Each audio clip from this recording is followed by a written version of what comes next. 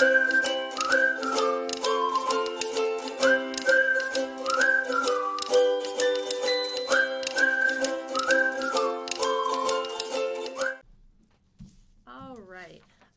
hello and welcome to Mothers Illuminated, where we help light the pathway through motherhood. I'm your host, Michelle McCartney, here at the Co-work of Londonderry. The Co-work of Londonderry is a great location if you have your own business and you just need to get out of the house to get some work done. You can go to londonderry.cowork.com. Co-work is spelled C-O-W-E-R-C. They have office space, conference rooms, workshops for business owners, podcast rooms, and lots of great benefits for members. So we are here with Kasia Weglarz, and she's done a couple different podcasts with us so far, and it's just because the subconscious affects lots of different things. Your whole life. Yes. Your whole life, yeah. They say there's, debate. Now, I'm not a numbers girl, but like somewhere between 85 and 100% of your stuff is controlled by your subconscious mind. Yeah. So it's a lot. Oh, yeah. It's a lot. So today we're going to talk about postpartum, which is actually a perfect topic because I am 4 weeks postpartum, so we can kind of talk about, my personal experiences. Obviously, it's my second child, and postpartum's been very different for both of them. And so we can talk about those. But first I wanted to start off with just some of the common things that you see a lot with postpartum. So there's the physical manifestations, which are like diastasis recti. That's where like the two different stomach muscles separate during pregnancy and don't go back together. There's, pelvic floor damage. That's really common. And then there's the more mental health type things like postpartum depression, which they say affects, the statistic is 10 to 20%. But what they say is those are the ones that get reported. Right. There's a lot that doesn't get reported. And so that number is probably quite higher. And then a lot of that is also with postpartum anxiety. And a lot of times those go together. So you'll have someone that has both of those. And then, of course, there's the more intense type things like postpartum psychosis. And that's one that can get really scary. I think that's always in the back of moms' minds, like, don't let me get that one, because that's really, like, dangerous, Sure, yeah. And then I even just heard today about postpartum obsessive compulsive disorder, which I had never even heard of, but apparently it affects 3 to 5% of moms. So I guess if you could kind of talk about some of those different things and, where they might stem from and how moms can deal with that. Sure. So, the conventional medicine likes to give everything a title or a diagnosis, some kind of name. And the thing is that everybody has their unique experience. Like you had your unique experience after each of your children, right? And everybody has their unique experience. And they may feel it as postpartum depression or postpartum anxiety with a little bit of OCD and psychosis thrown in. So everybody's going to be really unique. And what I believe that's about is, and what clients have reported and what they've regressed back to, sometimes it's from their own birth. Really? Absolutely. Because if they were born and their mother had postpartum depression, which may or may not have been reported, they feel that. Your subconscious remembers that. Remember, your subconscious has a perfect memory of everything that's ever happened to you from the moment of conception till right this very minute. It has a perfect memory. It really is. It's like a filing system for your memories and every sensation and every experience you've ever had, everything you've ever heard, smelled, touched, tasted, that's all in there. So often I've had people go back to the day of their birth, and it's super traumatic, right? Wouldn't you say that most birth, I mean, your first one especially, was really traumatic with your first daughter. Second one, not so much, but it's, coming through the birth canal for a child. I mean, they're in the womb and, hopefully have been feeling all warm and happy and comfortable and safe in there. I mean, it is safe, pretty much. Yeah. I mean... Yeah. There's always my experience where I didn't feel happy and loved and wanted, but that's beside the point at this point. And then you get basically forced out into the world. I've had people regress to not wanting to come out, and they were really late. They were like, 3 weeks late or something, and had to be induced, forced into the world, basically. And that affects them their whole life until we do the regression to it and, basically clean it up. So that can be, for sure, can be something. And again, like if your mother if your mother had postpartum depression, you could have postpartum depression because, again, your mother's your role model. Yeah. So if it's unexplained and you don't know where it came from, that could very likely be the case. It could also be, you've been, 40 weeks or so building up to this event of this birth, and then you have the baby, and there's all this oxytocin and all this love, but there's a lot of work. You're exhausted. You've lost a lot of blood and everything, and that messes with your hormones. All your hormones are crazy all over the place, right? Throughout pregnancy, before, during, and after. Yeah. So there's so many factors. It could be from so many different things. That's why I like HypnoFit so much, because we deal with one emotion at a time. And so people, somebody who had postpartum depression, they would go to we do anger, sadness, then depression, and they would go to all the depression of their life, and then they would also deal with the postpartum depression and see that it was a repeat of something they had or something they experienced, as a baby, as a newborn, or as a toddler, or whatever it was, even later in life. So basically you have your experiences of childhood, young childhood, where you're just a meaning-making machine and you're just recording all your stuff, and you've got your role models, your parents, and you're just got that all in there. Like when I was watching a video today, I'm just so obsessed with the subconscious mind. And this woman, she had such a great metaphor. She's like, your beliefs from childhood are like the steel girders of your subconscious mind. It's like the structure, and those beliefs are like holding everything up, and they're usually not good beliefs, because you got them from your parents about whatever. So sorry, kind of lost my place there, but so you've made all these beliefs, and then everything is just a recycling of the belief.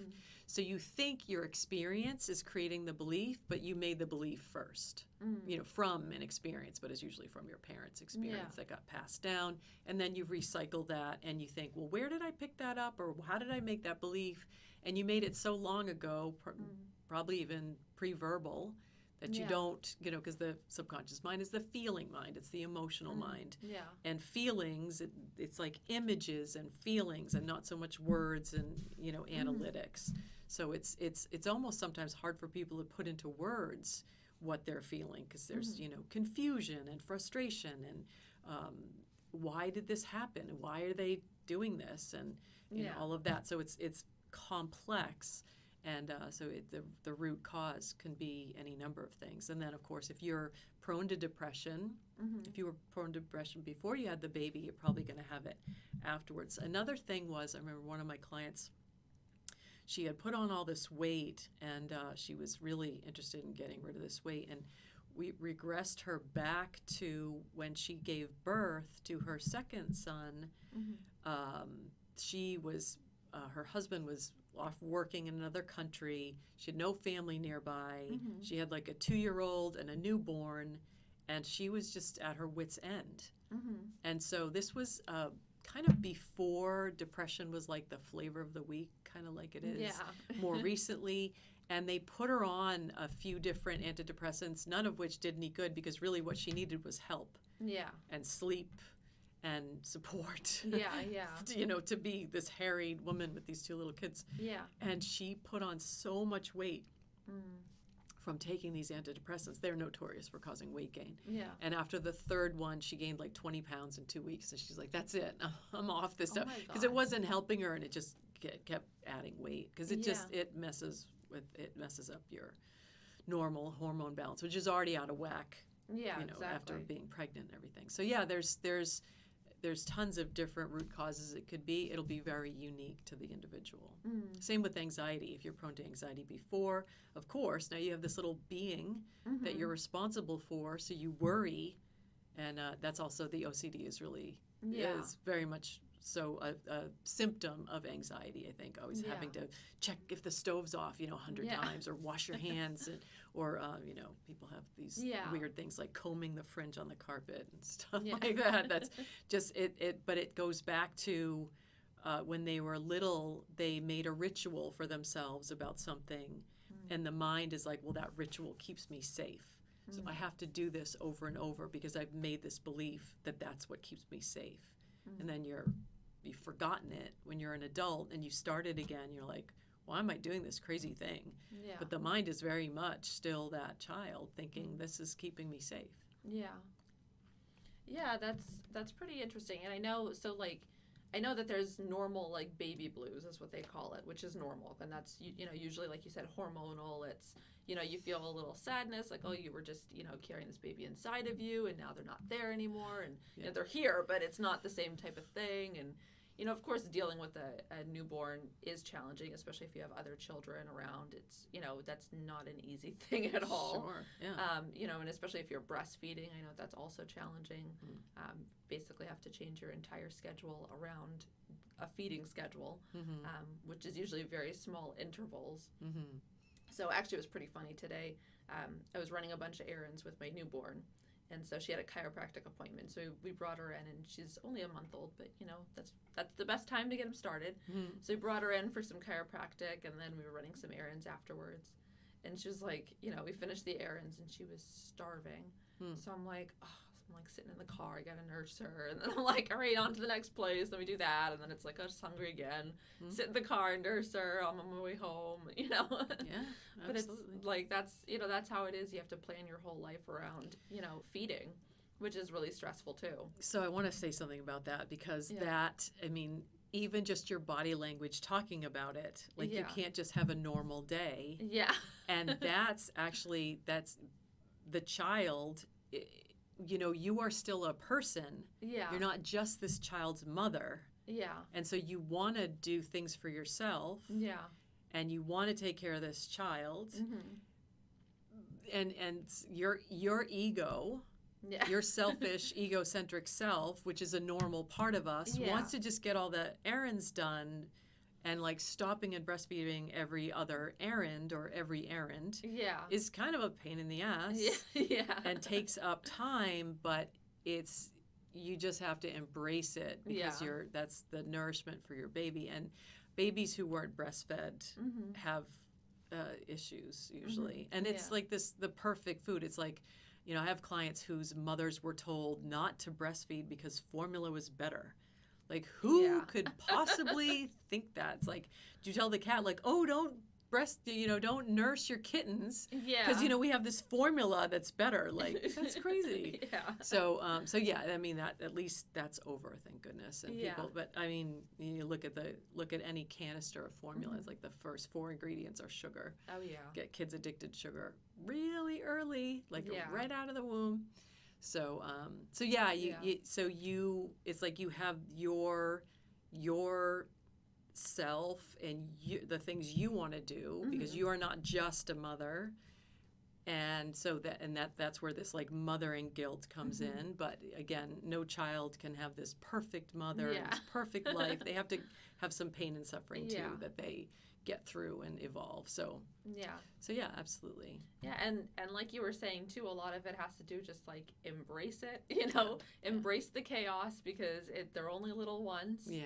And you know, it was just funny because my husband was texting me. He's like, "Are you okay? Like, where are you?" That kind of thing. And I just took a picture of me nursing her in the car and sent it back. I'm like, "Yep, it just might take a little longer, you know, right? Because that's life now, you know." Yeah. And but yeah, and it was just funny.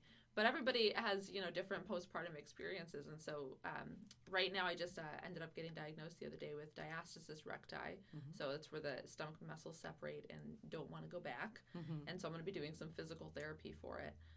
But I didn't realize, like, I like to try to be as transparent as possible. And part of that is, like, the mom guilt. Because I think that is so real. And a lot of moms, you know, they don't hear about these things. And so when they experience it, there's almost a sense of like, is there something wrong with me? Why am I experiencing this? And everybody else has the perfect pregnancy and the perfect birth and, you know, the perfect, you know, postpartum, and nobody else is struggling with this. Am I the only one struggling? And so I always try to be transparent about everything, like the great moments, because there's a lot of great moments in, you know, motherhood, but also the moments that, quite frankly, kind of suck, you know? Challenging moments, Yeah, so like for me, one of the biggest things that I was, throughout a lot of the pregnancy, even though I actually had a very easy pregnancy, and this time around I pretty much loved being pregnant the whole time. The only part that I did struggle with a little bit was just because obviously when you're pregnant, it's not super easy to do a lot of things. Mm-hmm. And having a 2-year-old, I found that it was difficult to keep up. Mm-hmm. And that kind of like made me feel bad because it's like I want to be able to play with my 2-year-old. I want to be able to run around with her. I want to be able to, bend down and scrub the tub out. I want to be able to cook and clean and do all the things that I can normally do. Mm-hmm. And when you're pregnant, that's just not, Mm-hmm. you struggle to put shoes on, like, Oh, sure, yeah. So it's, I did struggle with that a little bit, and that was one of the biggest things. I'm like, I can't wait till like postpartum, like get cleared for exercise, and then I can go like take this kickboxing class. A friend of mine is doing like this mommy and me kickboxing. Oh, fun. Yeah, I'm like, I was so excited to sign up for it. Like, me and my 2-year-old can go and have so much fun and get exercise and lose the weight and, do all that great stuff. And then I get diagnosed with this. I'm like, I was just texting her today. I'm like, I have to wait a little bit. You can't rush into those things. You have to heal up first. And you have to, even though you're young, you have to give yourself, pregnancy is so hard on your body. Mm-hmm.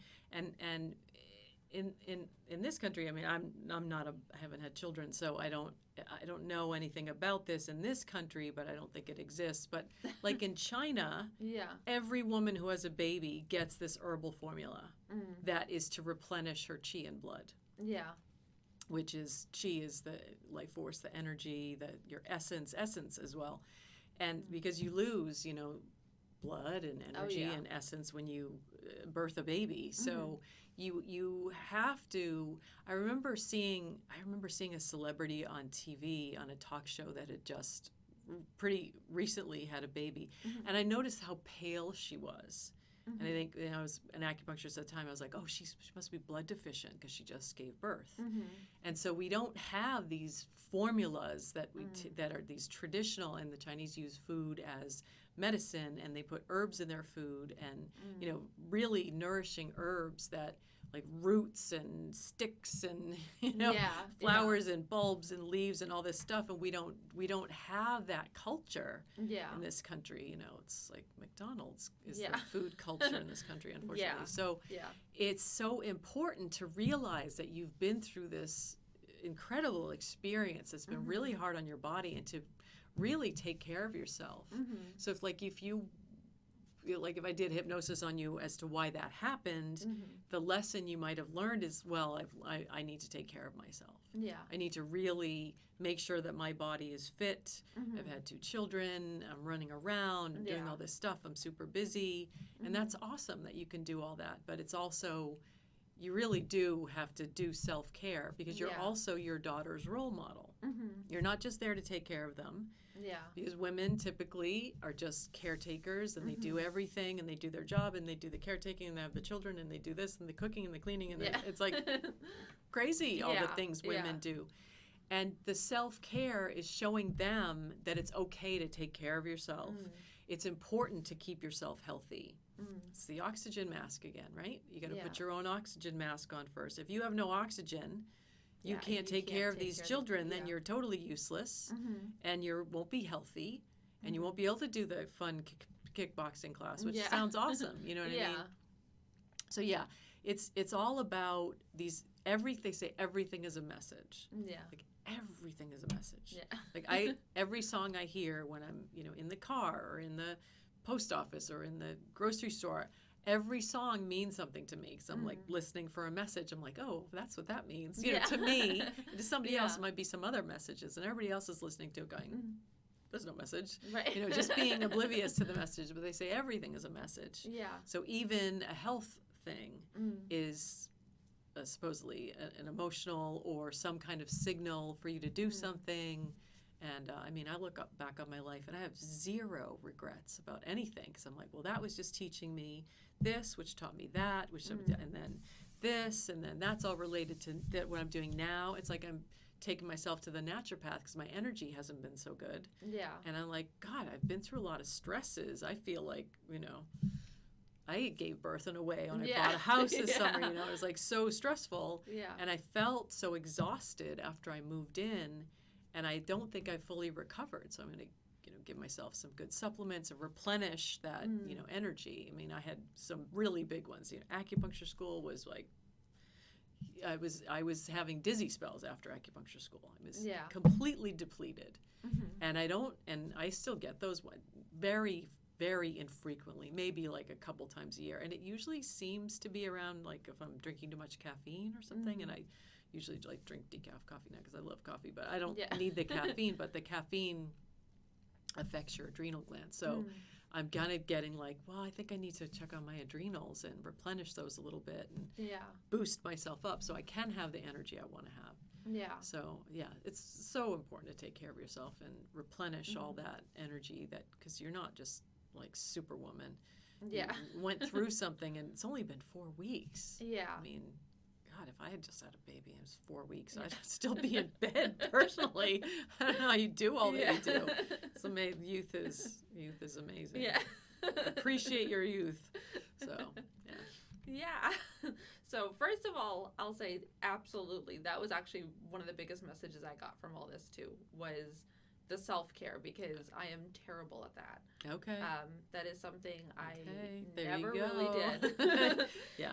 I'm the kind of person where like I need braces, I have to get my teeth all fixed, and I'm like, no, I'd rather spend the money on other people, like, my husband or my kids. Like, let's work on them. Let's do all the things we need to do for them. Like, I can wait. Yeah. And anything that comes up, it's like, oh, well, I can deal with it. Like, let's, take care of everyone else. That's the way women do it. The women are so good at doing that. And then now, and this was a big eye-opener for me to get to a point where, like, they're telling me I can't even pick up my toddler until I've healed a little bit more. Sure. And to me, it's like, what do you mean I can't pick her up? Right. Yeah. And so it's like, all right, I really got to focus on taking care of myself. I went too quickly with the whole healing thing, and that was one of the things that they told me. They're like, for the first 6 weeks, like, you need to pretend like you're ill. Like, stay in bed. You can get up and go do things. That's fine. But, like, don't overdo it and don't lift anything heavy. And, meanwhile, I'm like a week postpartum. I'm like, oh, I'm feeling great now. Let's go, like, do this and let's do that and let's start cleaning and cooking and doing all these things. Yeah. And definitely overdid it. So this is what I get for it. Well, it's just, again, it's just a message. It's gonna force you. It's basically your body is your compass, as they say.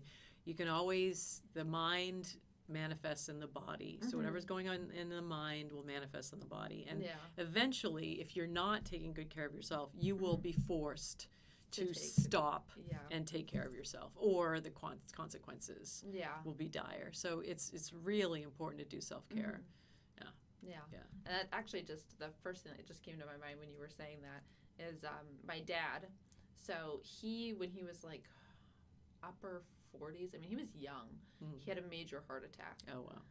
And he was, obviously he was under 50, so it's considered strange. And we never really had, so when I was a kid, we had horrible diets, Oh, sure. Basically the American diet. I mean, I don't even think we drank water. It was just soda and juice. I mean, it was terrible, Like Coke in the baby bottle. Yeah. Oh, God. It was pretty bad. I know. And then, like, now that I'm an adult and, like, I take care, we're pretty nutritious, minded. So now that I look back on it, I'm like, oh my God, how did I even, like, live through Humans are so resilient. It's crazy. We're so resilient. I mean, people can, like, smoke, drink Mountain Dew, like, their whole life, and they don't look very good, but they're still, they can live into their 90s with doing that kind of behavior. So that's the thing. If you treat your body well, holy crap, you can look and feel amazing, like well into your, people who are 90, like doing crazy yoga and riding bikes and running races. So that's possible. It's just not. It's not normal, although it should be. But people, it's like they don't have to take care of themselves, and they would rather sit on the couch and eat potato chips and pizza and ice cream their whole life than they're like, I just don't care. Yeah. I mean, I met a woman who had Crohn's disease, and I told her about what I did, was doing allergy elimination at the time, and I had lots of good luck with people. I treat them for all these food allergies. And she's like, yeah, I would never do that. I'm not supposed to eat wheat, but I love it. So I don't care. I just have these terrible symptoms, but I just keep on eating wheat. It's like, well, and it's absolutely your choice. Yeah. But I would never do that. Yeah. It's just, if my symptoms were so bad that I couldn't do anything, the food was one of the biggest things you can control is what you put in your mouth. Oh, yeah. And that's all subconscious too. So yeah, if you were raised with a really shitty diet, that will be, I mean, that's the biggest thing. People come for weight loss and they go back to what they were fed as a child, and it's frightening. Yeah. You know, because people didn't know. They didn't have any idea, and it's all ads and sugared cereal, and food is fun and celebration, and it's fine to celebrate once in a while, but it's, for the most part, you know, food is your fuel to make better cells and blood and everything else. And doctors used to say food had nothing to do with your health. Yeah. I mean, doctors know nothing. My dad is a doctor, does nothing about nutrition. Zero. Well, they're not required to take a nutrition class in like the doctor's programs. No. Yeah. No, that's just, you know, let the drug rep tell you which drugs work for what symptom, and then, or symptom, not even disease. Yeah. It's like, and then they study the drugs, and the drug that was supposed to be for one thing ends up working on something else. It's like Viagra was made for some kind of heart condition, and it made the heart condition worse, but it, did the thing it does, and so they used it for that. It's like, oh, we'll just market it different. Oh, yeah. We'll sell more of them now. And for a lot more expensive, because guys will pay anything for that. Right, yeah. Oh, man. But, so just, I guess, going back to my dad just real quick.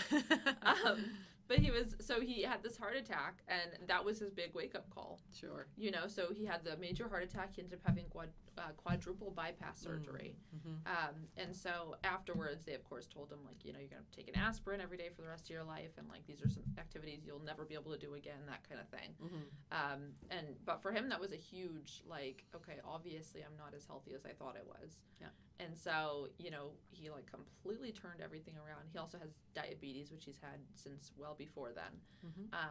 But now, I mean, he's, like, the healthiest he's ever been. He even says that now. He's like, I feel better now than I did in my 20s. Like, you know. So it's just amazing what just some exercise and a healthier diet will do. You know? It's those are the two things you can control so easily. And I mean, stress level. Yeah. I mean, because in energetic terms, having a heart attack, having anything that's wrong with your heart is having a broken heart. And diabetes, they say diabetes because it's your blood sugar, right? It's and those people will crave sugar, and that throws their blood sugar off. It's you've lost the sweetness of life. Oh. Yeah. So having a broken heart and losing the sweetness of life manifests in some kind of heart disease and diabetes. Oh my gosh, that's so sad. I know, isn't it? Yeah. Yeah. And so I had a client that we did the allergy elimination. He had Lyme disease, and he had diabetes, and he had all this stuff, and it helped a little bit. Then I learned the hypnotherapy, and I took him back, and it was so amazing. He went right back to being really young, and he was a middle child, and he didn't feel loved and wanted, and like he never got any attention. And so he got all these symptoms. They got him his mother's, and he was like in his 60s, and he was getting his mother's attention now that he had these illnesses. Yeah. And then I gave him a recording, and I just called him to try to check on him. And finally I got him after a few months, and he was like, yeah, I'm back to work, swinging a hammer. Yeah. Like, you couldn't even, like, his hands were like this, and they were all swollen. Oh, my gosh. And he could barely zip up a jacket, never mind swing a hammer and do construction. Wow. And, yeah, after one hypnosis session and listening to his recording very religiously, like twice a day, went back to work. Wow. So, yeah, it is pretty miraculous. Yeah, it's pretty amazing. And then people would be like, well, you just get better for no reason. And it's like, well, something happened there, because that was the catalyst for it. So, yeah, it's so amazing what kind of adjusting some beliefs in the subconscious mind can do. So, yeah, and that's all. It's like those steel girders that are your beliefs that are Yeah. holding everything up, which are, none of them are true. Yeah. I mean, they're just old beliefs. Yeah. So, Yeah. But, yeah. So, and I know we were kind of talking before about like the postpartum and how some of that has to do with, if you're prone to something or if you struggle with something beforehand. Sure. So, like, I know postpartum depression, that's one of the risk factors, is if you ever struggled with depression, Mm-hmm. there's a chance it'll come back postpartum. Yeah. Do you think, now again, I mean, obviously it'll be different for every single person. Yeah. But generally speaking, do you think that if somebody was to do hypnosis before, do you think that the depression would have a better chance of not coming back postpartum, or what are your thoughts? It really depends. I mean, that the having a baby is such an enormous life event. And I mean, there's so many factors involved, like the relationship with the father and other children and your siblings and your mother. Like if you have a mother who's really shaming you for, not eating enough or something. And I have this client right now, and her mother was losing weight when she was pregnant with her. And everybody was shaming her, and she would be like, they're in California, so she's like, my client's like, yeah, she would go to In-N-Out every day and get like 2 double doubles, which are like, and eat these huge, hamburgers and try to gain weight. She couldn't gain weight because there was something off, and yet she was being shamed, like all the mom shaming, and which people are like, oh, I know best for you, when you really know what's best for you. And if you're really sick, if you have really bad nausea when you're pregnant, you just have to like ride that part of it out. And some people will lose weight in that first trimester and then start gaining. But so there's so many factors. And I mean, depression, some people, I didn't really diagnose myself with depression until I think I was in my late 20s. And then I realized how crappy I was feeling. And I looked back and I was like, I don't even know when this started. And then I knew I didn't feel good in high school, and just had this kind of, and I looked it up, and it was called dysthymia, which is this low level depression. Like, you're not clinically depressed, you don't end up in an institution on drugs or something, but this just general feeling bad under the surface. You still live a relatively normal, productive life, but you've got this undercurrent of depression that's just keeping you from feeling really good. I mean, this is so funny because this cleared kind of recently. I would get really happy, and I would, at the height of the happiness, I would start to cry because I knew it wouldn't last. Yeah. I was just like, the part of me that was depressed was like, this won't last. Yeah. You might as well just come back down. So now that it's gone, when I have those happy, joyful moments, I'm just going to have to talk about my birthday, because my birthday was Monday, and I have literally never had a good birthday. Some of them have been absolutely awful, and some have been kind of yeah. And then one year, I invited a bunch of my friends. I went to see some of my friends in California, and I rented an Airbnb up in the Hollywood Hills, and it could have been really awesome, but one of my friends was bitching to me about her life the whole time. So I was like, oh my God, this is all about you, and it's my birthday. Yeah. So somebody was ruining it because I, again, had the belief that I always have bad birthdays, which was my original birthday. I was not celebrated, not wanted, it was bad. So this year, since I did all this HypnoFit, that's another just huge advertisement for HypnoFit. So I wasn't really planning on anything because it's, March is, I don't know, there's no good weather in the world in March or something. Yeah. And so, but it was an absolutely beautiful day. My sister's like, let's go cross-country skiing up at Bretton Woods, or let's go skiing. And I don't really like to downhill ski because we did that. I was forced to do that as a child, and I just don't find it that fun. So I was like, I want to go cross-country skiing because it's beautiful there. And the scenery, there's beautiful, gorgeous scenery in every direction. So we went, and it was I don't think I've ever had a day in my life where I've been in the moment the whole day. And it was literally the whole day I was in the moment. I was having so much fun. I was appreciating the weather and the sun and the scenery and the gorgeous mountains and everything. And we did that for a couple hours. And then I went to turn in my skis, and the guy's like, "You're done already?" And like judging me for not being out. I was like, actually, I haven't done this in a couple of years, and I'm like totally out of shape, and it's my birthday, and I'm going to lunch now, so don't judge me, dude. Yeah.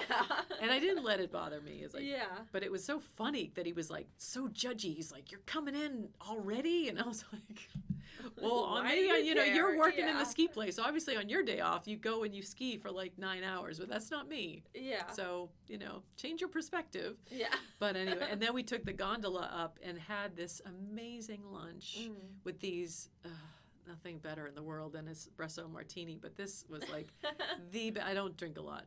Yeah. In general, I drink it all anymore because it just gives me a headache and I don't feel good. But I was just like, oh, espresso martinis, it's my birthday.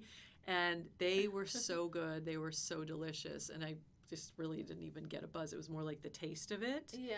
And my sister paid for everything, which is very rare. Actually, last year she took me out for my birthday too, and she paid for my meal. So, yeah. But that's been more recent, which is really nice of her. Yeah. And like every song on the radio in the restaurant was like from my playlist. I was like, did they like find my playlist and play it for my birthday? And it was just, everything was awesome. The views and the company and the skiing and I think it was just getting high on fresh air because it was like perfect, 30-something degrees, sunny, like the sky was so blue. And that is because I was able to clear all that old stuff about not being celebrated and not having a good birthday and all of that. So that is a huge, and then it was funny because the next day I kind of felt, nah. And people were like, when you have a great birthday and then the letdown, and I never knew that before because my birthdays always sucked. Yeah. But now that I had this great birthday, I felt that the next day. I was like, God, that day was so fun. I wish every day could be like that, Yeah. And it can be, I think, if you set your life up the right way. Yeah. But yeah, so I was always prone to depression. So personally, most definitely, if I had a child, I would have probably horrible fears that I would, do the same thing to my child that my mother did to me, and that would have all been in there subconsciously. So in my case, I guarantee, and it was funny, one of my friends, I think, saw the podcast, and she's like, "You would have been a great mother." And I'm like, no. I would have been a very bad mother no matter how hard I tried. Like now I could be, but TikTok it's too late now. Yeah. But I would have been the kind of mother like my mother was, and so I could not take that chance. So it really is you're mothering, and some people do. They make a choice. They're like, I am not going to be like my mother, but some of the stuff still carries over, and as much as they try to deny it, there's still going to be stuff in there. But some people do that. They're like, I am not going to have a relationship like my parents had, and they have a good relationship, but they still have underlying stuff that they need to clear up. Yeah, because it will come back. Yeah, at some point. Yeah, no, I agree with you. I think there's a lot of times that kind of stuff happens where it's like, you grew up in a situation that was less than ideal and you're able to recognize it. And so you sit there and say, I definitely am not going to do that. And then, you'll find it's like, so I guess personally with me, right, my parents ended up divorced, so obviously it wasn't a great relationship. And one of the things that I learned later on in life, and they never argued or fought or anything in front of us. And so, it's not like we grew up in a house where like they were yelling at each other or anything like that. And so I always just assumed that meant that they handled their problems well. Well, it turns out that they just didn't really talk about anything.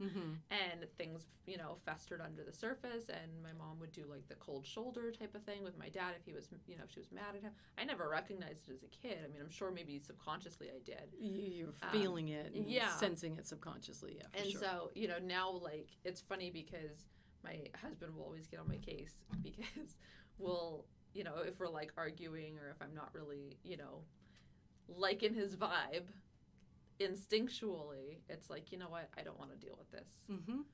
Like, it's not worth it. It's not, well, not that it's not worth it. That sounds horrible, but it's like, it just feels like if I talk to you, I'm going to be talking to a brick wall. So we're just going to forget about it, which of course, how do you forget about something that's not being dealt with? So that's not happening. Well, that's our belief is if we don't think about something, it's gone, right? Yeah. The subconscious is like, let me just make an imprint, and then compartmentalize it for later. Yeah. Oh yeah. So he's gotten very good at sitting there and saying, I can tell something's wrong. Like, I know you don't want to talk about it, but let's talk about it because this is I don't want this to keep festering. Mm-hmm. And so then we'll talk about it, and it always works out really well. That's really good to have that, because usually the men are the one who want to avoid conflict and not talk about it.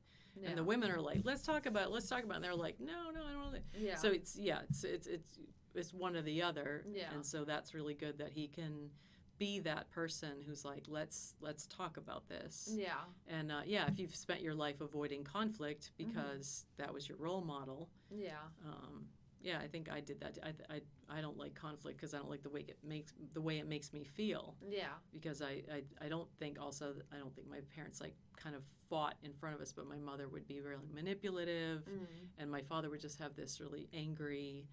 She was always late, so he would always want to leave without her, but then he couldn't, so he felt trapped into waiting for her, and so you feel all that tension as a child. You don't have to, there doesn't have to be anything said. You feel everything that's going on, and you're like, what's going on here? I'm feeling all this energy, especially if you're an empath like me, where you're feeling everybody's feelings, and you're like, there's all these conflicting beliefs because you're like, what is going on here? This doesn't feel good. Nobody feels good. Yuck.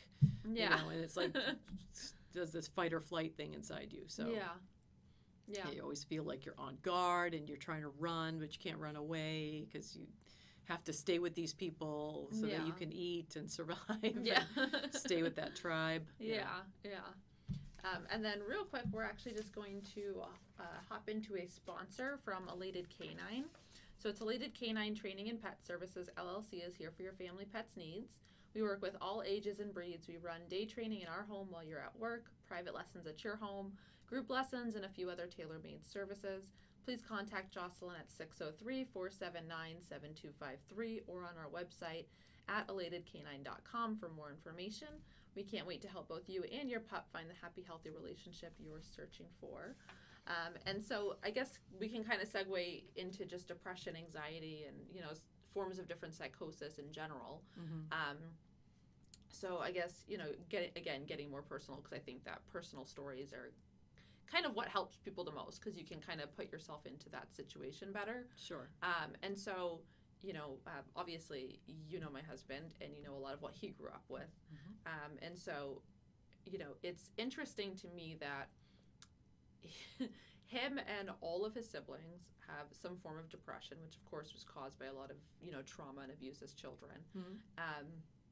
And the more that we're getting older, we're learning more about, what his mom, because that was the perpetrator, more about what her childhood was like. And it's interesting because a lot of what she would do is stuff that her mom did. Exactly.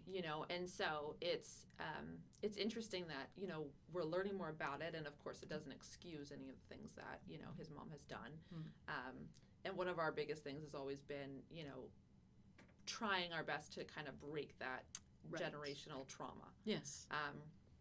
And Evan has been doing an amazing job of that, if I do say so, especially considering where he came from. Like, I don't know how he's I know. Not completely he's such broken. A sweet guy, and so and it's interesting because is it okay if I talk a little bit about his beliefs? Because I don't want to throw him under the bus or anything, but no. He's so smart. Yes. And he's quoting all these. I mean, I've read a lot. I've read a lot of stuff, and he's quoting stuff and I'm like, and he has a belief that he's stupid. Yeah. That he's not smart. And I'm like, you're quoting Herodotus. Right. That's not something stupid people do. Yeah. That's just and so you have to understand that the conscious and the subconscious, they're not separate. They're part of each other, but it's this interesting way that they're connected. So even no matter how many Plato and Aristotle and Herodotus and whoever that he's quoting, the that foundational, girder is I'm stupid Yeah. because he was, told that or made to feel that. Yeah. And it's just not true. But he'll live by that belief until that belief is disintegrated by, replacing it with a new belief, which is obviously, he has a lot of evidence that he's smart, but it's the childhood thing that's the most important. So yeah, absolutely. He's a pattern breaker. You're a pattern breaker. Anybody who works with me is someone who wants to break the pattern. Everyone else is just passing the same shit down, generation to generation. That's why the world is in the state that it's in. But there's enough people that are pattern breakers now that is getting more obvious. That I mean, I only focus on that world, but I can, just. It would be lovely if everybody would wake up and start doing this work. I mean, if every child from this generation now was taught that they were enough and that they were lovable and to work on their beliefs. Because kids are like so easy. Yeah. It's so easy. It's so easy for them to change their beliefs. Yeah. But you have to have somebody who's willing to help them change their beliefs. You can't have somebody who's passing down the same, beliefs and everything. And it's so many beliefs that it's a lot. But we can change. You just have to keep working on it. I'm like a perfect example. I'm like, oh God, I found another thing to work on. Jesus. Yeah. But that's my. Yeah. I got that message once. The universe was like, well. You want to be enlightened, so you got your work cut out for you, honey. Yeah. Like, you're going to be working every minute of every day, basically, till you die, if you want to be enlightened. Yeah. So it's like it's constantly finding a new way to interrupt beliefs and a new way to find out. It's like with money. Like, money's a huge, huge thing for most people. And it's definitely been a big thing for me. And I've really changed my relationship with money, but I'm doing this new thing with this one author who wrote a book about wealth and how your beliefs are related to it. And she was the one she's like the one with the steel girder. Yeah. And so what I realized most recently was that, so these people in my life, in particular, my parents and my grandfather, because my grandmother was as sweet as she could be, but she was also like really, she would give us like dimes to put in the church basket for the collection, you know what I mean? Like dimes, like that. And they had plenty of money. Yeah. And they all had plenty of money.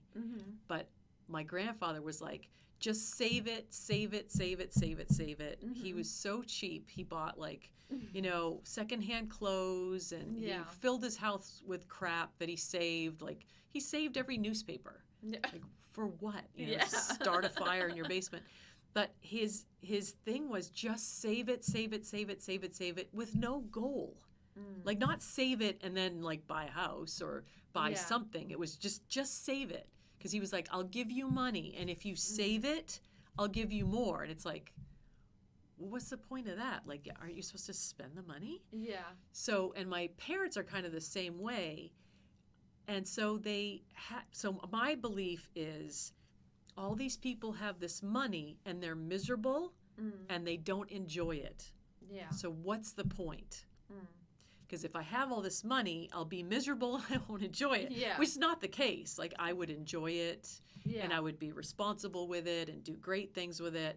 But my childhood belief is, look at these people. They're miserable, and they have all this money. Yeah. And they don't enjoy it or spend it. They're all just worried about it getting taken. Yeah.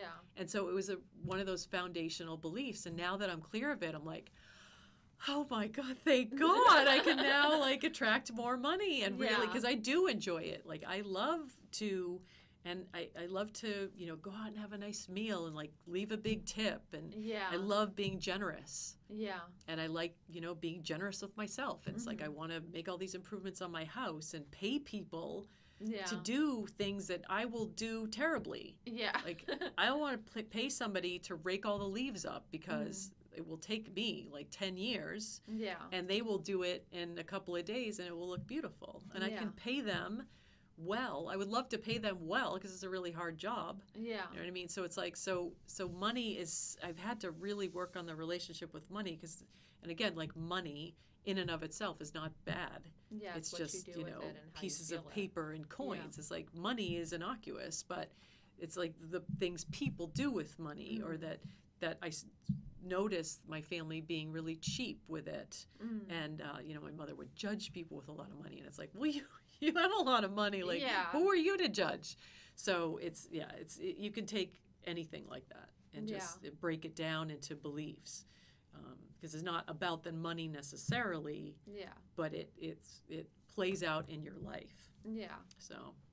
Yeah, it was interesting because, so as a kid, one of my best friends in elementary school, she was an only child, and so she kind of got like everything she wanted, because of course when you're an only child, that's how it works. Yeah.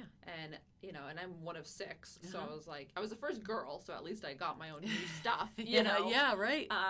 They didn't get the hand-me-downs, but at the same time, it was like you didn't get the attention. It's not like I really, that my parents didn't have like the kinds of money to do everything. Yeah. But because I was one of 6, we lived in a very nice house, and it was a bigger home because obviously you need more space to fit a bunch of kids. Yeah. And my parents liked to eat well. So, eating out was something that happened a lot. And, part of that was, my mom didn't have time or energy to cook meals. And so it was just like, let's just eat out. It's easier to deal with it that way. Yeah. Or it was like all prepackaged, Mm-hmm. that kind of junk that we kids would eat during the day. Yeah. But it was interesting because I remember I have this one memory where my friend and her family took me out to this like all-you-can-eat pizza buffet type thing. It was like a Cece's Pizza. Yeah. Was what it was. It's like you pay $8 and you like eat all this crappy pizza, and soda and like whatever. Oh yeah. And so we were there, and I remember I was eating, and they were like, oh yeah, like just talking. I was like, oh, thanks for bringing me here. Like, this was a lot of fun. Like, we don't normally, because what would happen is my parents would go out to eat, and then they'd, like, bring back, like, McDonald's or, like, something cheaper for all of us. Because it's expensive. You can't just take, Right. 8 people out to this big gourmet meal. Like, that's really expensive. You can. Well, yeah. You can, but if you only value... Yeah. Yeah. And so... they probably thought you wouldn't appreciate it or something. Probably. Yeah. And so... so I was like, oh, thanks for doing this. Like, I don't normally get to like go out to eat and everything. And so, and I remember her mom, which like, as an adult, it's like, shame on you for saying something like that to, some like 10-year-old. Yeah. But she was like, what do you mean you don't get to do, you and your family is like super rich. Like, that's what she said. Really? And, because my dad made a lot of money, which, like, he had to because we had a huge family, right. But it wasn't like we lived this big life of luxury. It was more just, they paid the bills, and their bills were kind of high because, food costs a lot for a big family, and they had a bigger house and, that kind of thing. Yeah. And so, you need a bigger car, and, of course, those are more expensive, and, so it was, but I just remembered feeling really like, it's not my fault that my parents made a lot of money. Yeah, you know what judged. I mean? Yeah, it's just judgment. Yeah. And you could feel her judgment. Yeah. And that's like this. My mother's a perfect example of this. Yeah. I call her judgy judgment. Yeah. I mean, she just judges everything. Yeah. And she used to just be able to take the wind out of my sails no matter what. Yeah. Because I just remember one time in particular, I was feeling really good, and I was super fit, and I went to my friend for a treatment, and I was in Massachusetts, so I came to visit my parents, and my friend Lucy, who gave me the treatment, she was like, wow, I love your capri pants, and I love those shoes, and God, you look so cute today, and you look so stylish. And I went to my parents, and the first thing my mother was, she's like, where'd you get those shoes? Yeah. And it was just, and it actually didn't, I had been doing some work, so it didn't devastate me, but it was still like, why do you have to be like that? Like, it just was like constant. But that's just that's their way of being. Like, it's become their way of being. Like, again, my mother's father was like that. He was judged everything. I mean, it's funny, the word for grandfather and her grandpa in Polish is Judja. Yeah, really. So his name was actually Judja. It's spelled like DZIA. Yeah. So it's like pop-up or something. Yeah. But I said that to my sister once. I was like, his name was Judja, and she just laughed and laughed because it sounds like judgment. Yeah. So he was her role model. Mm-hmm.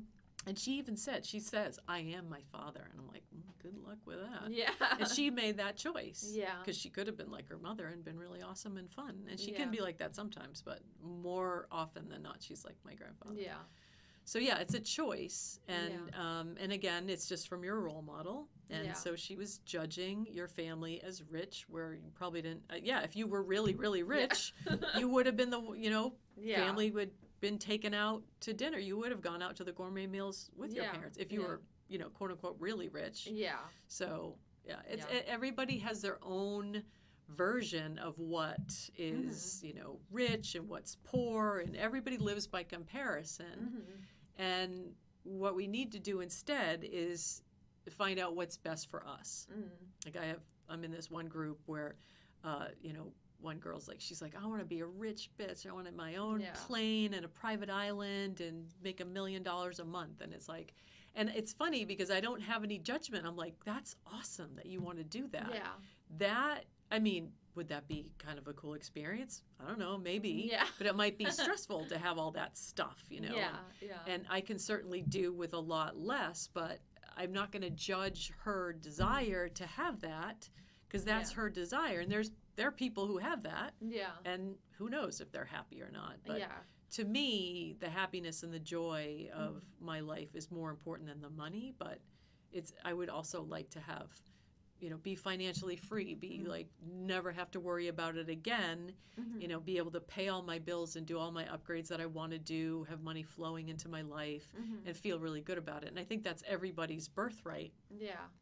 But we just grow up with these money blocks that we've inherited from all these generations. So just to feel, like the energy of money is like connection.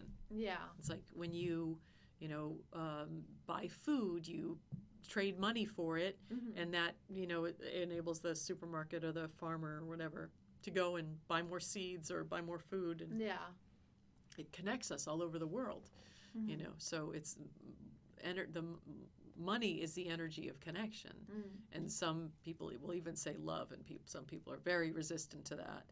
But when you get money, like when somebody gives you a gift of money, it feels really good because you're like, ooh, I can do this, that, or the other, or buy myself a gift or something, or it is a gift already. So it's a nicer way to think of money than just thinking like, oh, well, people kill for it and steal for it and rob and do bad things for it, but it's not the money's fault. It's just their programming.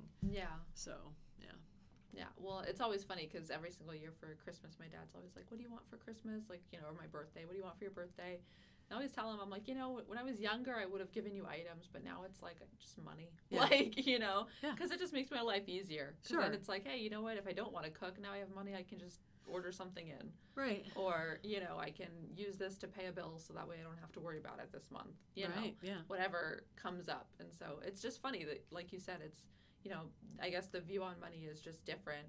Yes. And it's like, to me, money is just more helpful. Yes. It's like, that's what it is. It's just helpful. It's just a means to something else. Sure. Yeah, absolutely. And not, it's like I look at my family's relationship with money as very unhealthy, like save it and hoard it and just save it and then if some disaster happens you have it, or are you just saving it for no reason? It's like that's the energy of money is a flow. It is supposed to flow. It's supposed to come in and go out. You make it and you spend it, and you make it and you spend it. Not that you spend every penny. And you have some, but you don't just hoard it and then go and buy 2-day-old bread that's all green. I mean, that's the way my grandfather lived. I think he lived on like Cheerios and milk like the last several years of his life.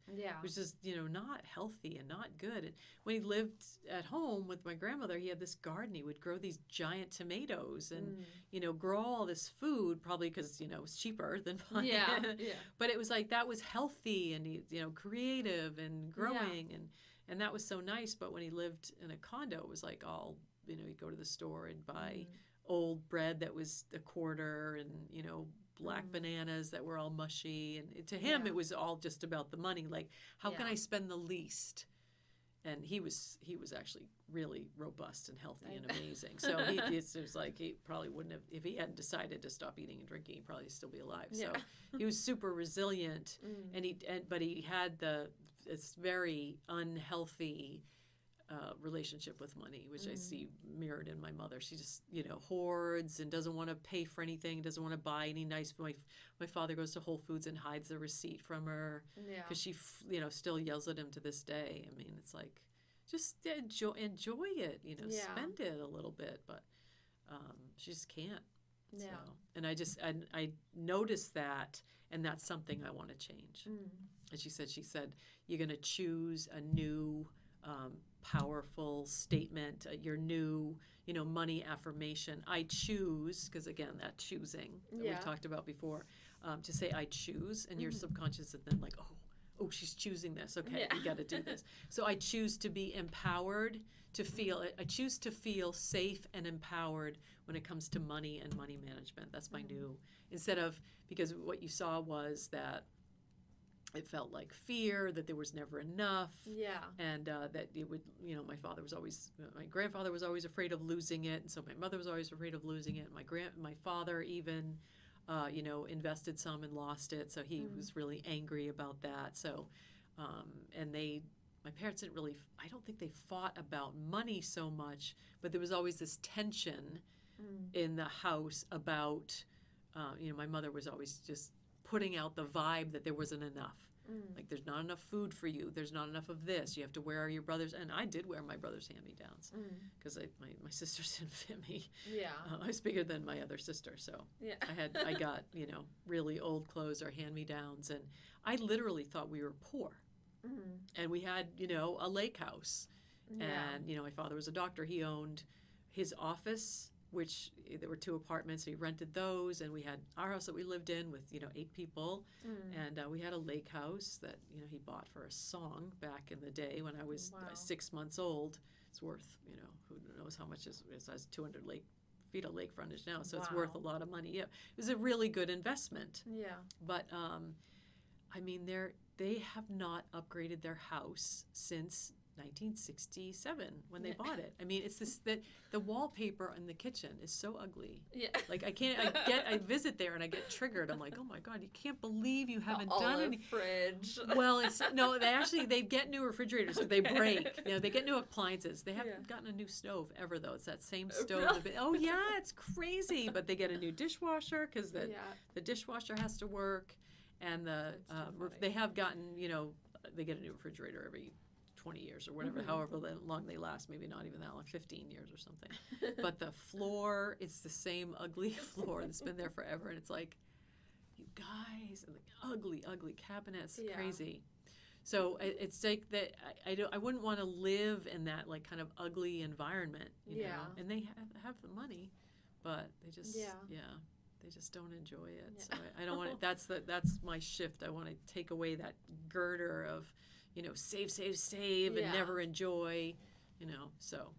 No, absolutely. And I know, you were saying that a lot of looking at those different, like the way you're saying the girders of these things that you're implanted with when you're a child, and a lot of those different types of things do manifest later on. Oh, yeah. As, depression or anxiety or the OCD or even psychosis. Have you ever treated anybody that had any forms of psychosis?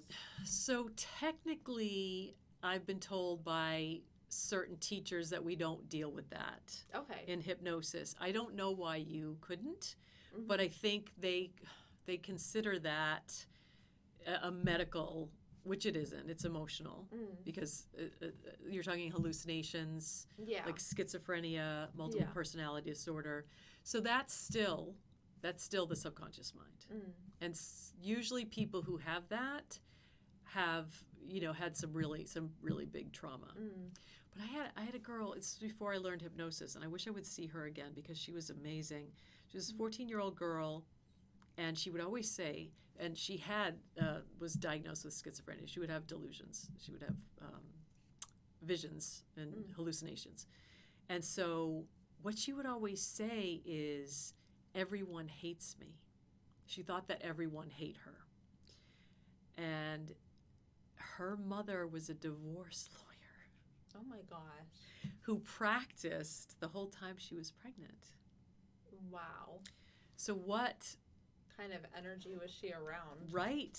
Yeah. And I it was funny because one of my other clients it was funny because she married her husband, and she had found this woman who was this my client's mother for his divorce, and then when he divorced her, and then when he divorced her, he used her again. Oh my god. So she was coming into my office when this woman was leaving, and she said, I almost left because that was the lawyer that, worked for and they would call her the pit bull. Oh my gosh. Her nickname was the pit bull, so she was a good divorce lawyer. So, but I asked my client, Julie, I was like, do you want to be married to him? And she's like, no. And I'm like, well, she was just doing her job. You shouldn't be mad at her. Yeah. But, the lawyer is the one who, gets them whatever they want in their marriage. And she had suffered terribly in the marriage. But yeah, so what is divorce but, love turning to hate or indifference or like all the trauma that, all the stuff that comes up in court, all the ugliness. Yeah. There's nothing like divorce to bring up all the ugliness between yes. two people. And so that child is in there listening to all that. Yeah. And that came to me. I was on the way to see her for a treatment, and I was like, her mother was in court the whole time she was in the womb, like hearing all this nastiness going on in the divorce court. So it had to affect her. Oh yeah, and I'm sure whatever the mom was feeling too, because I'm sure I'm not a lawyer, so I can't say for certain, but I would think that if you're representing somebody, you kind of get to know them, and you're hearing the one side of the story, which is everything that the other person has done, and how terrible the other person is. So I think it's kind of hard, I would imagine, as a lawyer to have an indifference in the whole thing. I would imagine you're probably sitting there saying, wow, look at this scumbag over there.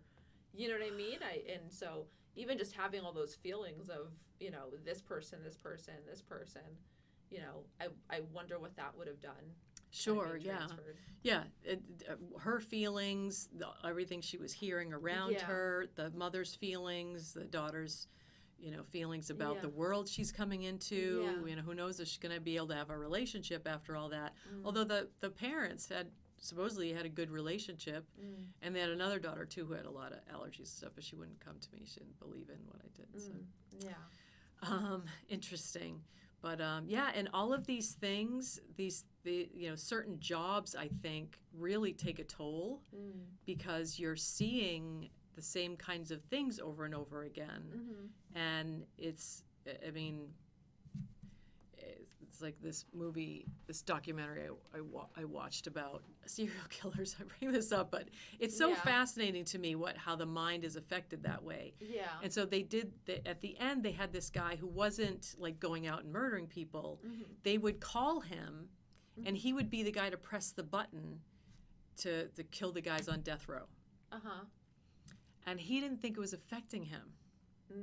And the woman who was the professor or whatever she was that was studying, the researcher who was studying all these serial killers, she was like, he was the one I was most uncomfortable to be around.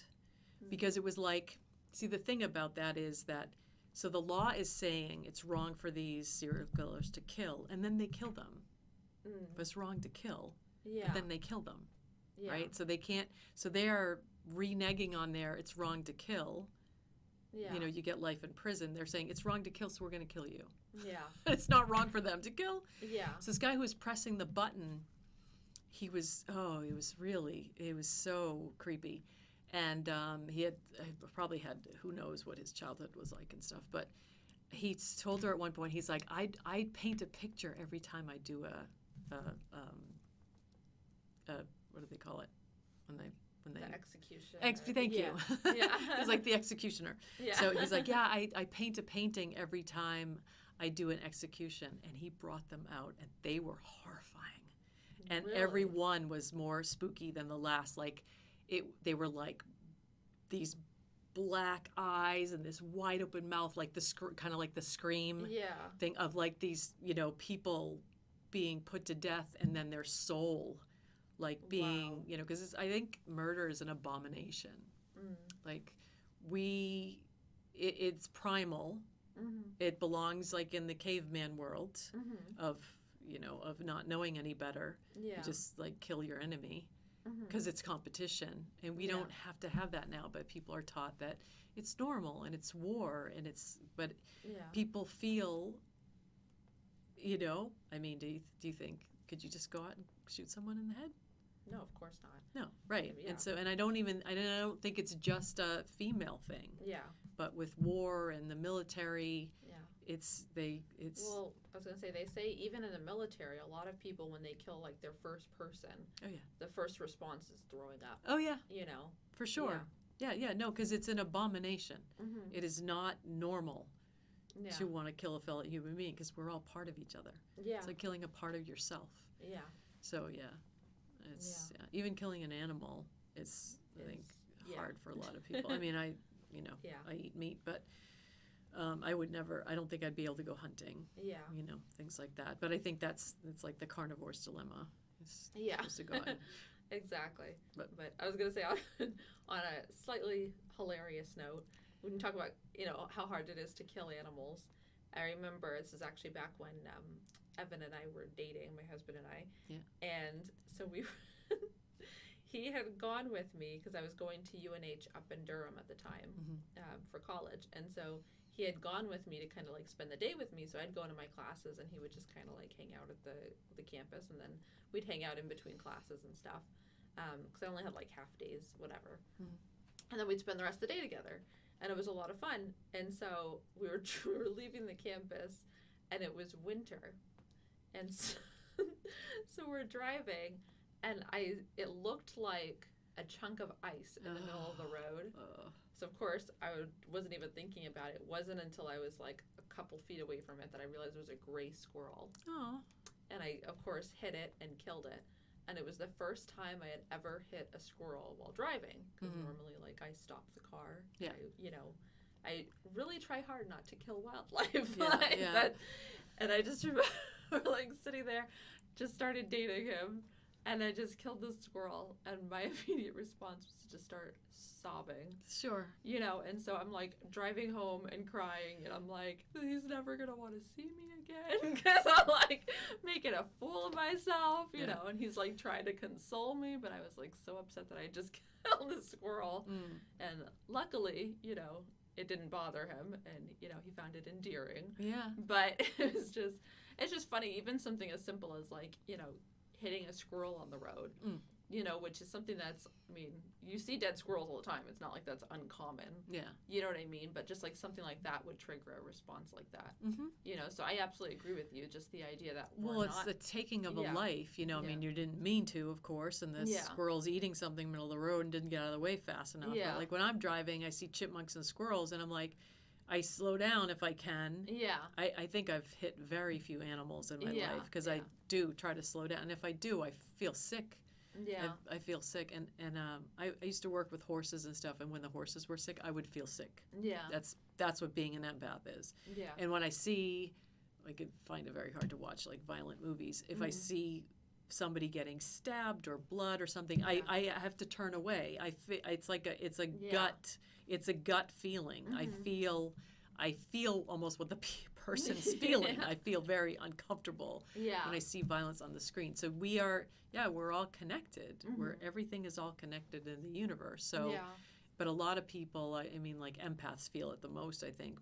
And a lot of people aren't empaths and don't feel it, and they're like, well, that's just a squirrel, And it's like, well, it's a life.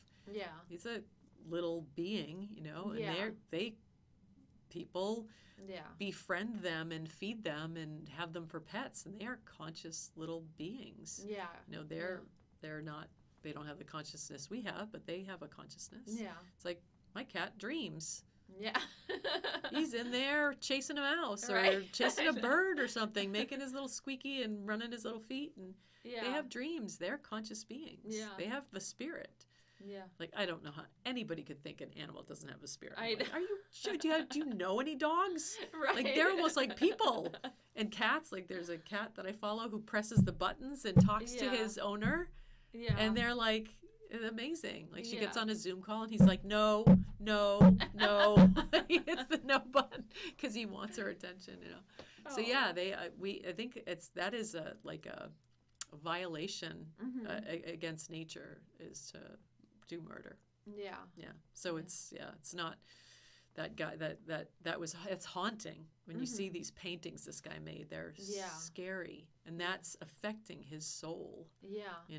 It's pressing a button, but you're taking a life. Yeah, exactly. By pressing that. Nobody else wants to do it, They're calling him in. Yeah. He drives like 4 hours up to Nebraska or wherever and presses a button.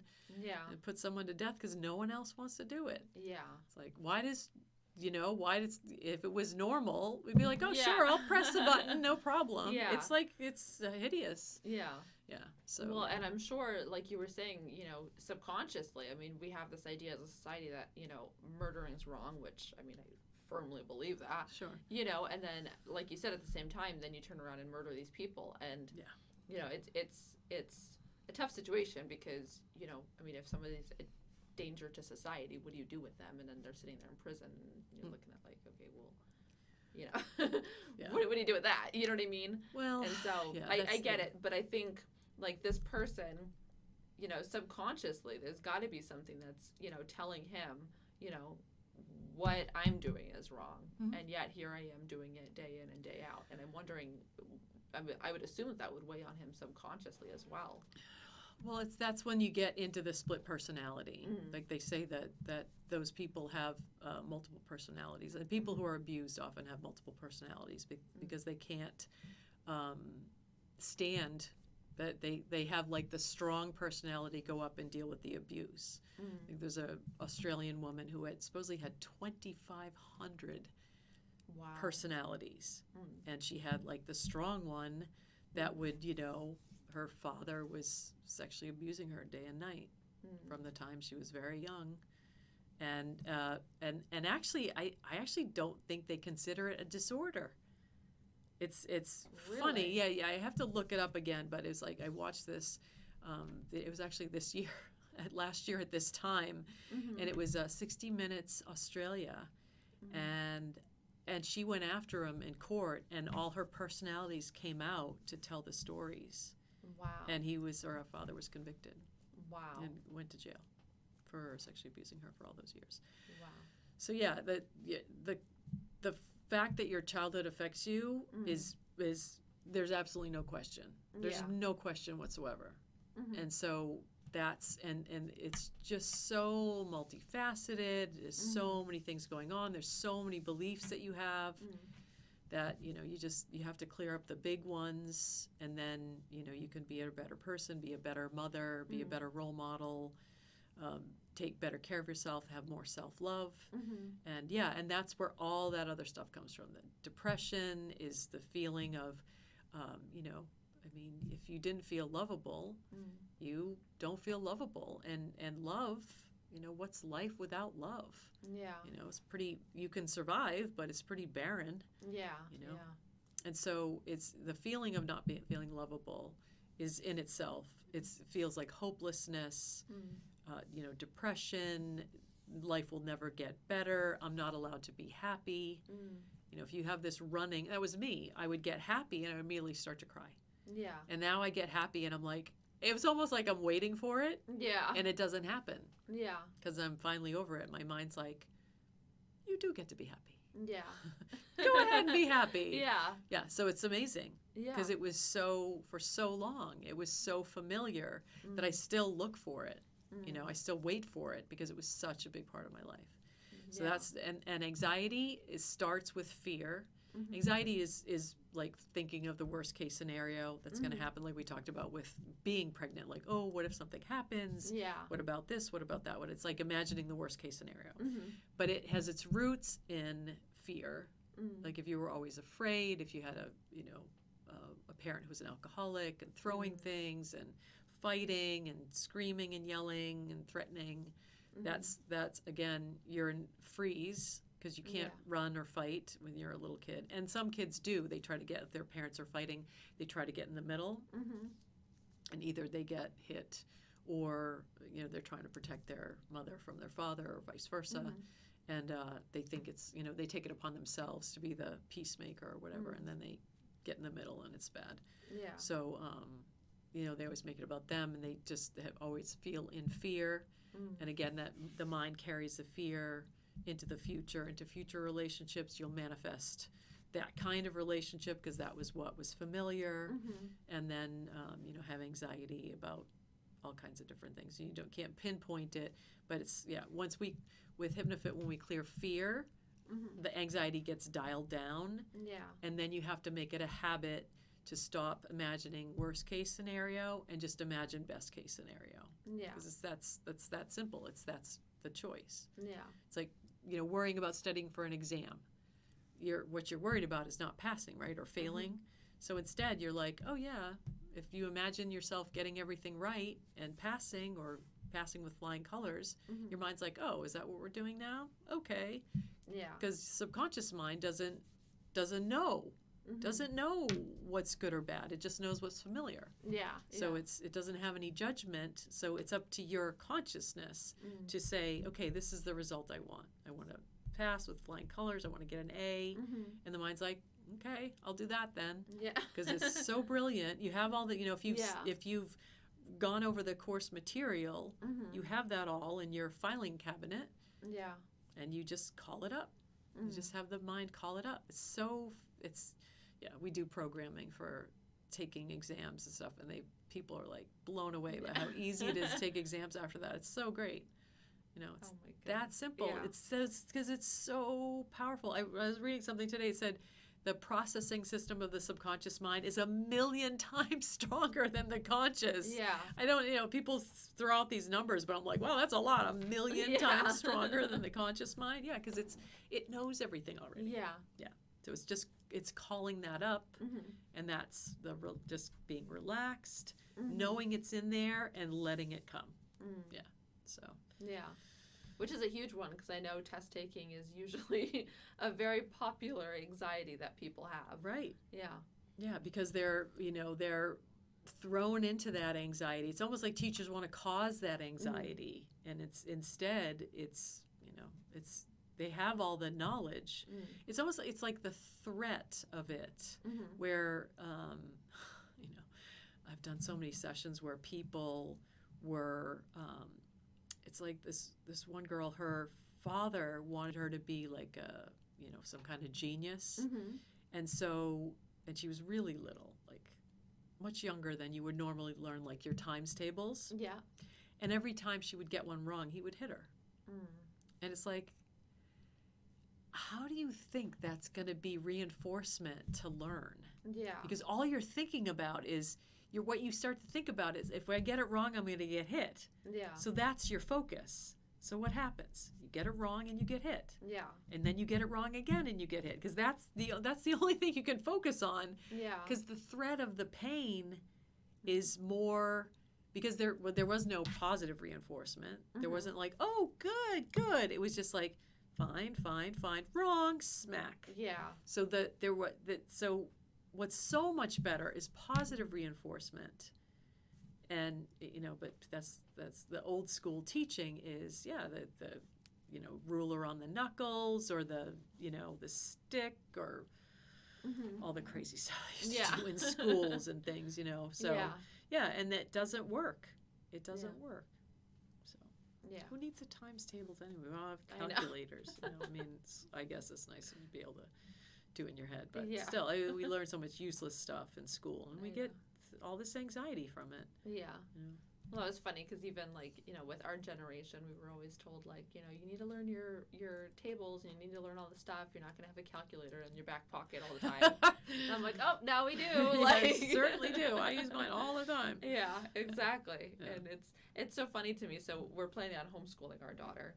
And there's 1,001 different educational techniques and styles and all this stuff. And I plan on doing a more mental type of mathematics for her. But again, it's why push some of those types of things? Because to me, it's as long as they understand the concepts, and obviously we'll work on it, but there's no reason to have pressure associated with it. And there's this whole concept that I've been learning about, and it's essentially unschooling. I don't know if you've heard about it, but it's really interesting. You basically it's child-led learning. And so instead of sitting down with them with like all these different textbooks, it's, you know, maybe you'll have like different curriculum books for certain things, but it's more about like, here's the basics, you know, you'll learn to read when you're ready, because forcing people to read early doesn't help anything. No. It just creates them to not want to read later on when they can. Right.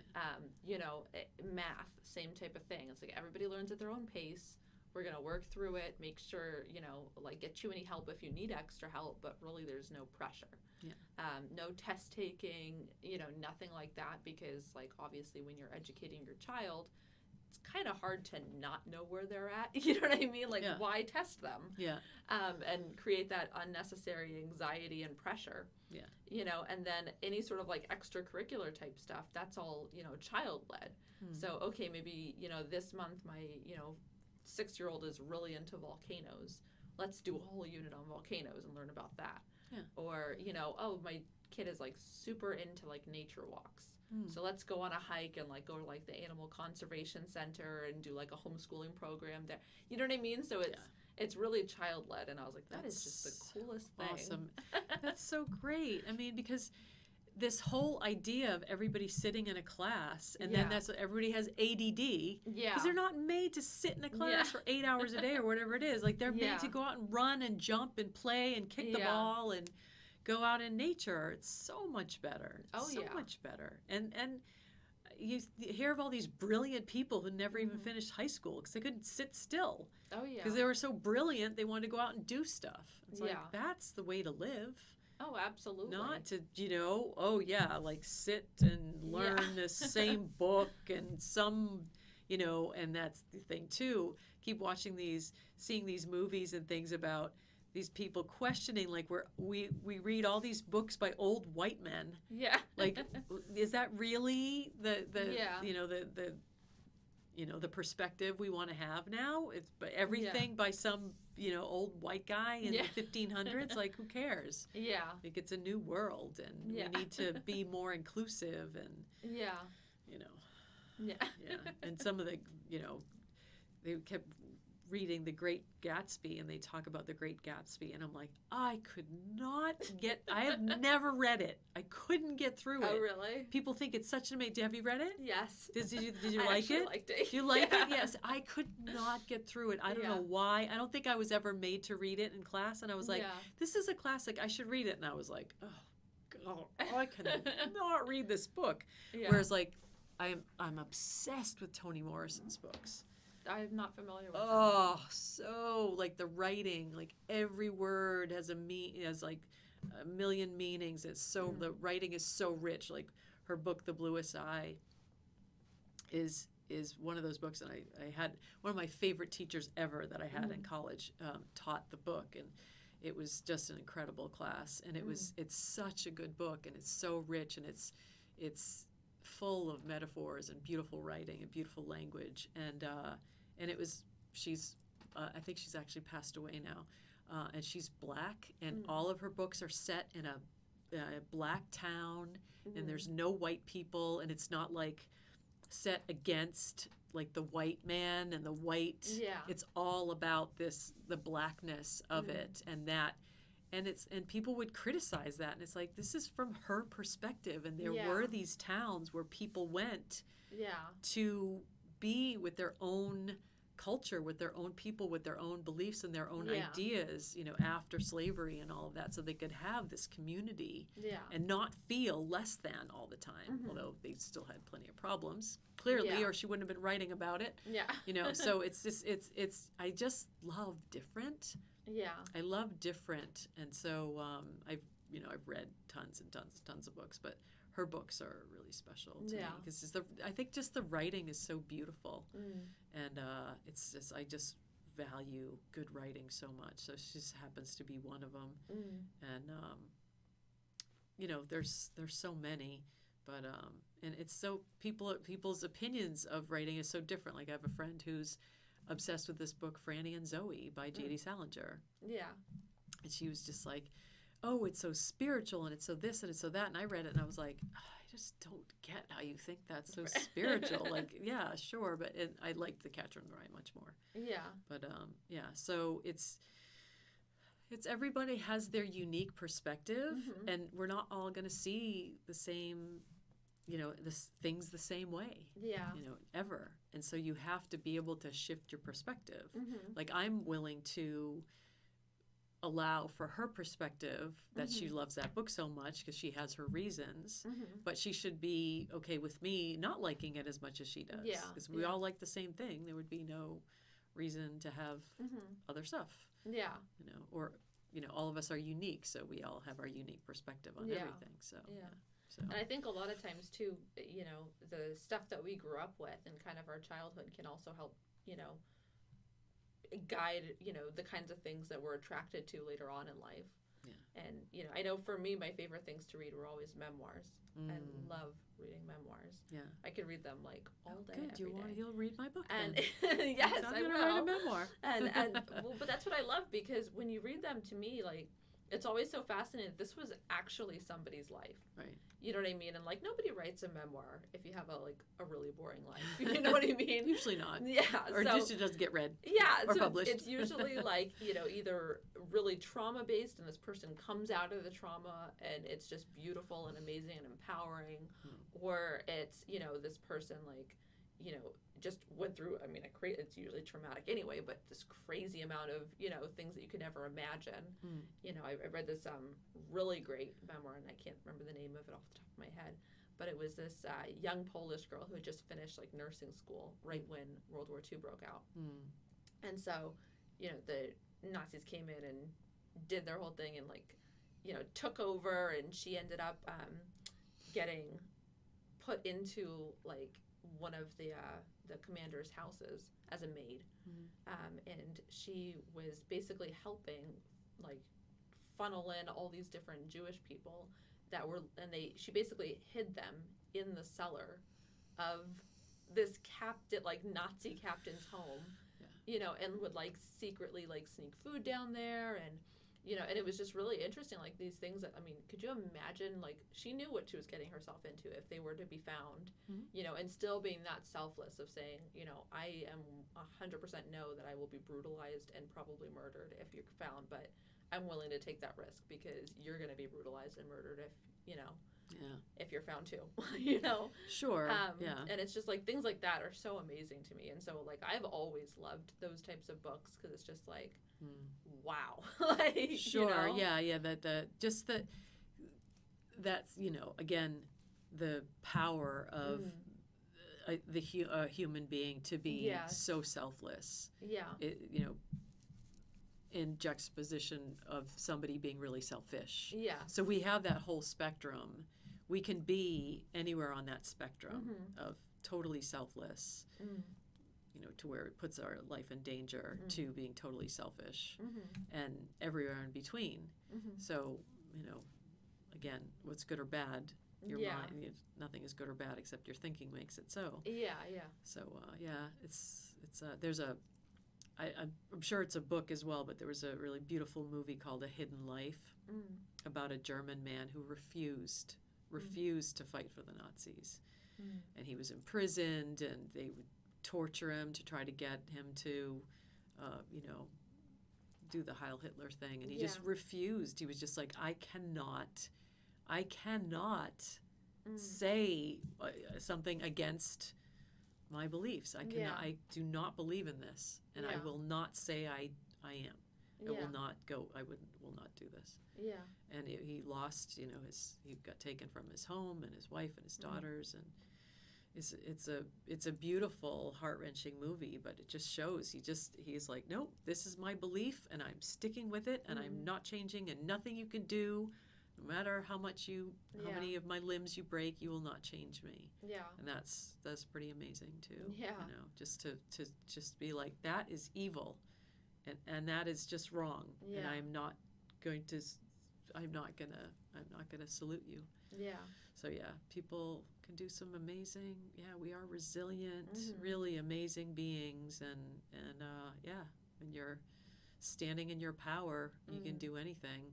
Yeah. But, I know. And I hear stories like that, and all I can think is, like, what kind of subconscious programming does he have, from his childhood to get him to a point where he would, even do that, because I mean that's so, it's right now we're living in the whole COVID COVID situation with everybody wearing masks, and me and my family don't actually wear masks, and I can't tell you how many times it's like you go in a place, people are giving you nasty looks, and I'm kind of like, I'm not going to wear a mask just because, like, I don't care if they kick me out of the store. I'll just go to the other store that doesn't kick me out. You know what I mean? Right. And there's so many people that, you hear about all the time where they're like, oh, I don't like the masks, but, I still want to be able to shop at Target, so I'll wear it. Yeah. It's like, to me, it's like, you have two different perspectives. It's like, I want to show up at Target, so I'm willing to do something that I'm uncomfortable with, or maybe I don't believe in, or whatever. And then you have, on like the completely other side of the spectrum, this person who says, I don't believe in what you're saying, I may get murdered for it, but I'm going to still stick up for what I believe in. Yeah.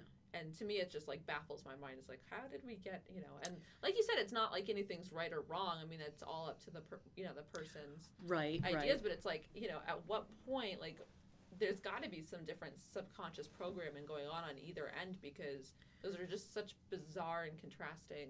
Sure. So I think it's, the thing with COVID is really, it's just gone off the deep end now, and and because and what I know from doing, and what is my experience compared to all these other people or something, but people would come to me who were susceptible to viruses, and I would treat them for, this was when I did the allergy elimination, and you would, have a virus mix that was all these different flus, and, the energy of the flu, this is a flu. It's a flu. It's an influenza.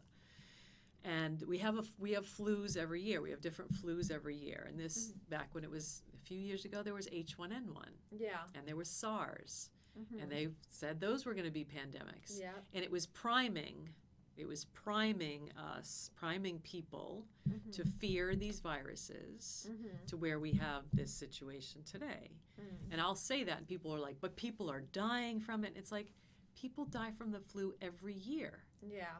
And I caught something. I went to visit my parents, and I went to Whole Foods because they wanted some food, and I got them some stuff, and I was actually sick over Christmas, and it was very mild. I had some dizziness. I couldn't really eat.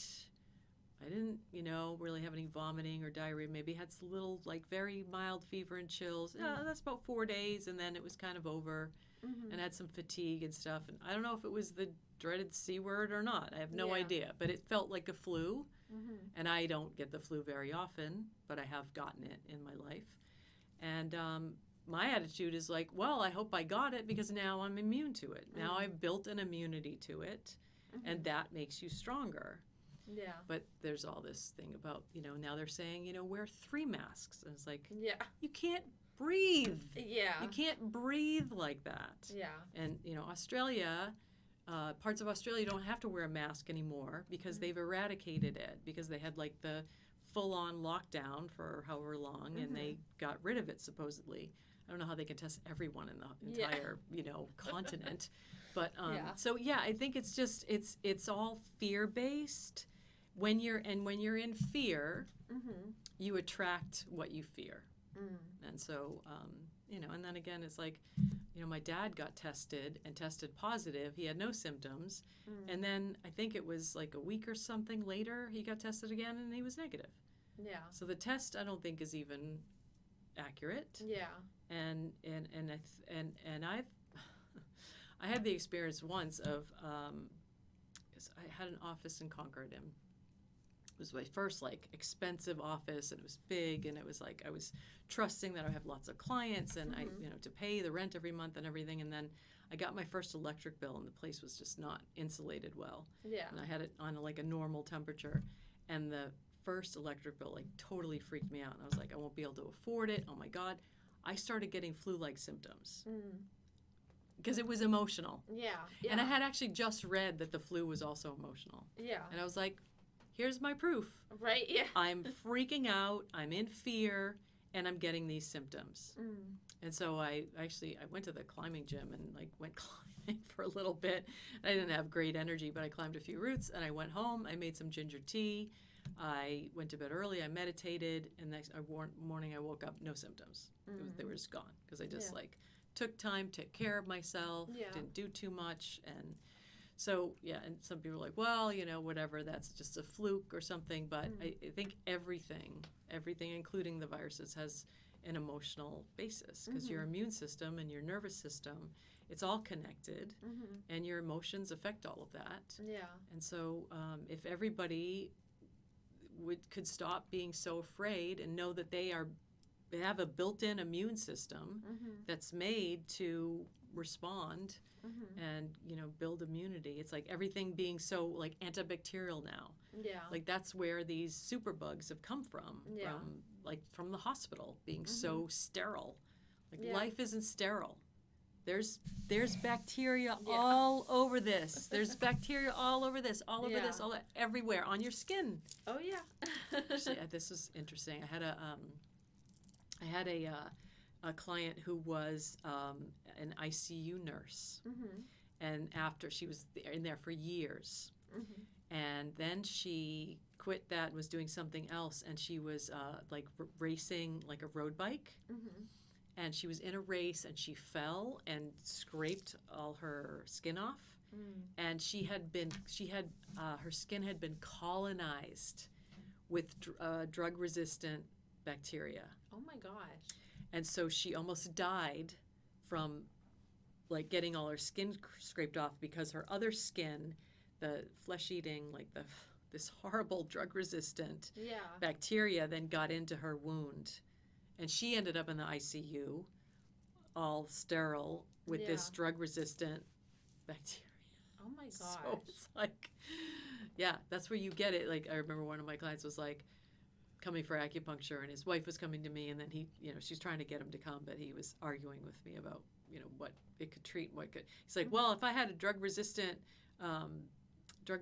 bacteria, I wouldn't come to the acupuncture, so I would go to the hospital. And I was like, yeah, because that's where you would get it. Yeah.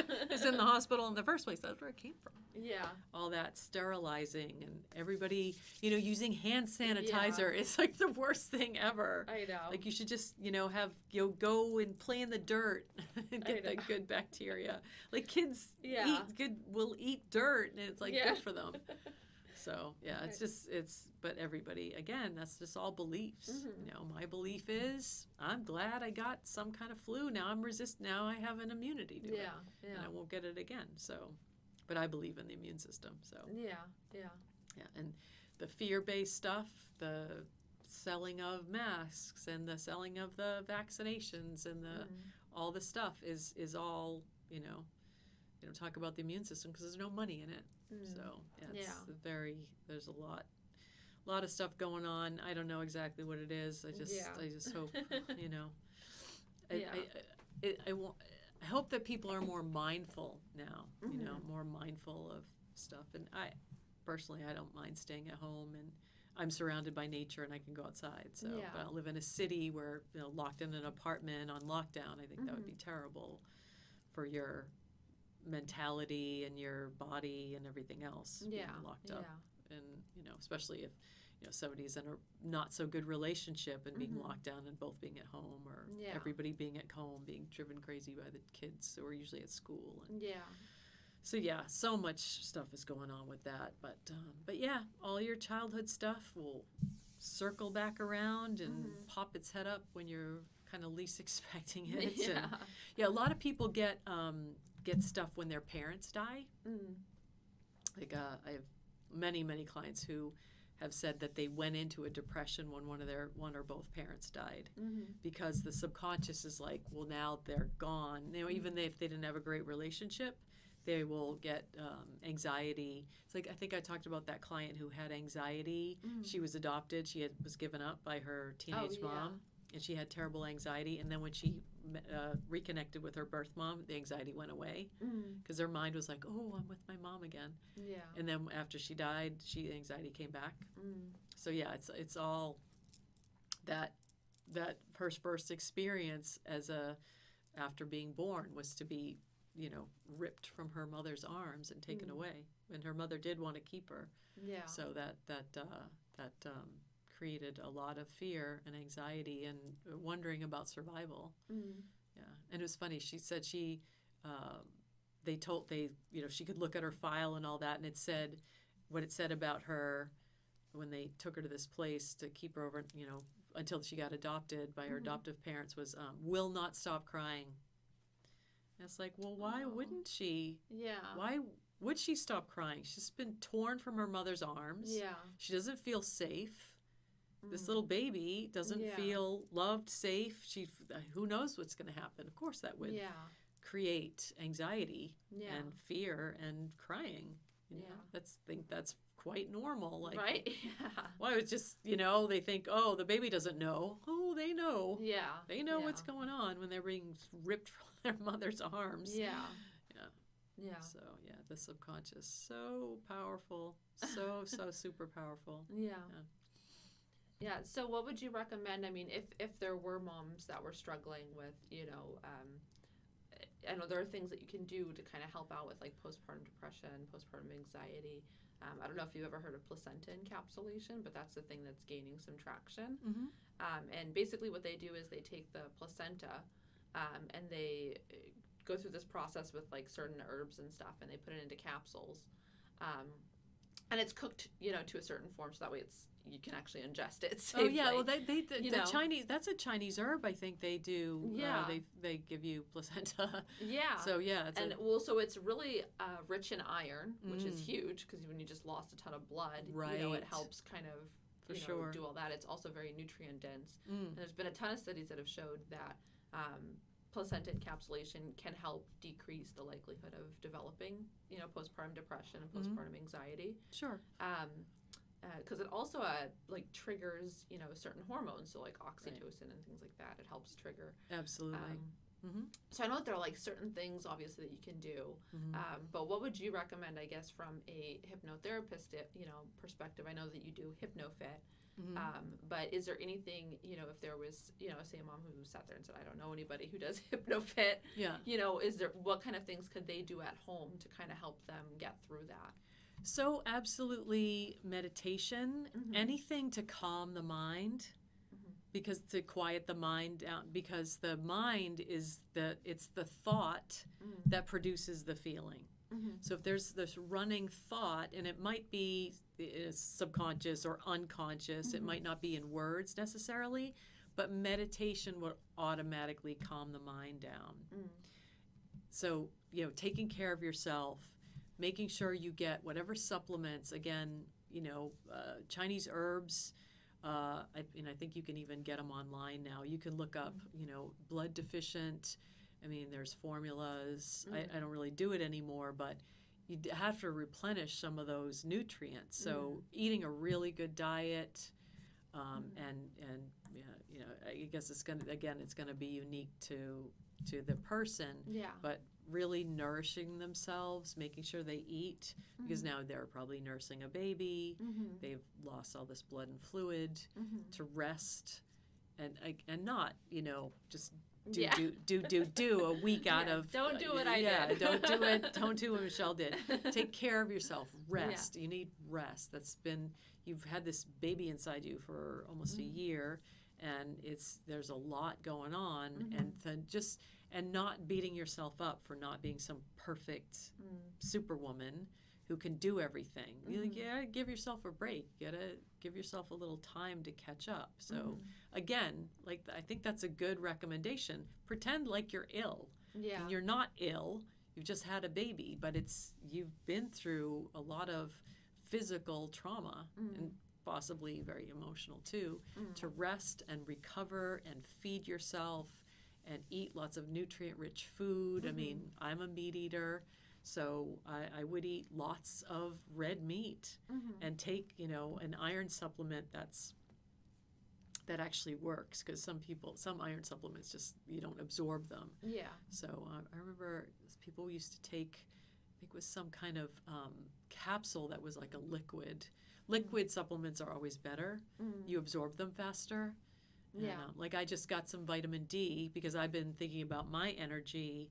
And I know most people are deficient in vitamin D. Yeah. Because we don't get any sun here. And especially this time, this area, this whole region is, They say the only people that have sufficient vitamin D are surfers and farmers. Yeah.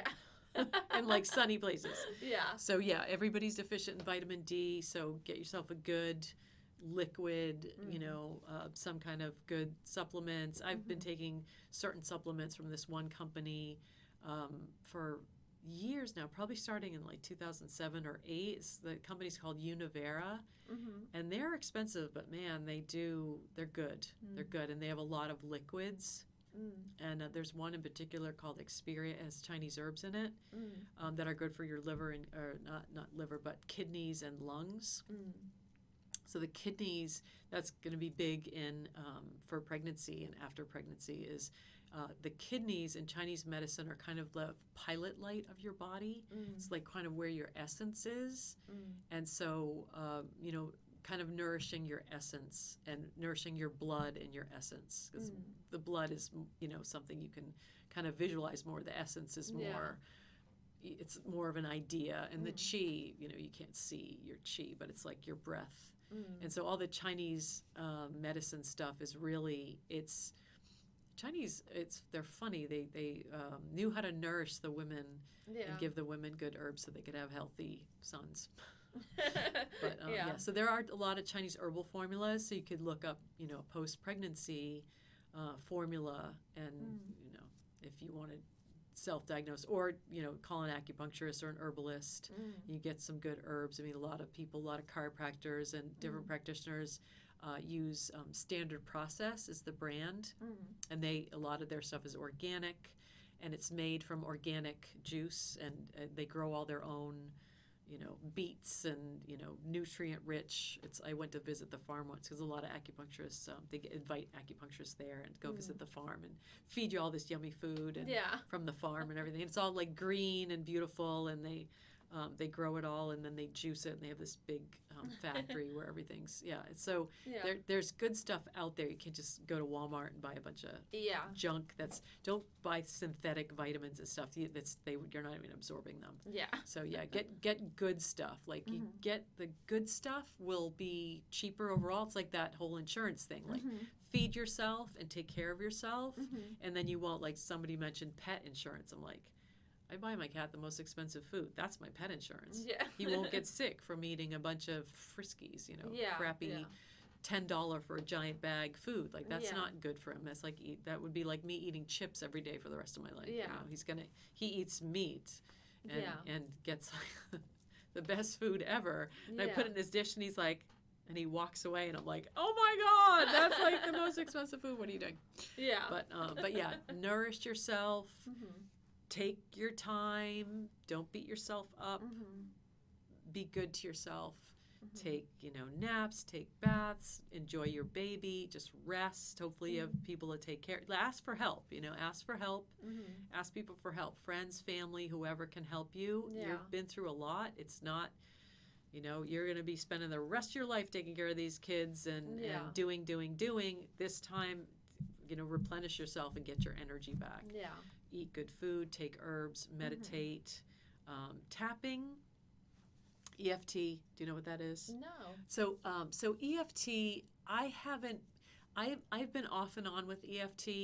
It's all over YouTube. You can get 1 million and probably 10, who knows how many millions of YouTubes on EFT. It stands for Emotional Freedom Technique. Okay. But I used to do it, and my mind would just be like, no, don't bother with this. Don't bother with this. But it does work. They have studied it and done studies, and it's good for PTSD and lots of different things. And people do it for weight loss and for anxiety and for depression. Really? And for, yes, all kinds of things. The thing is that it's the hypnosis is much more powerful because you can kind of get to the root cause really quickly. Whereas tapping, you tap on all these points where you say these different.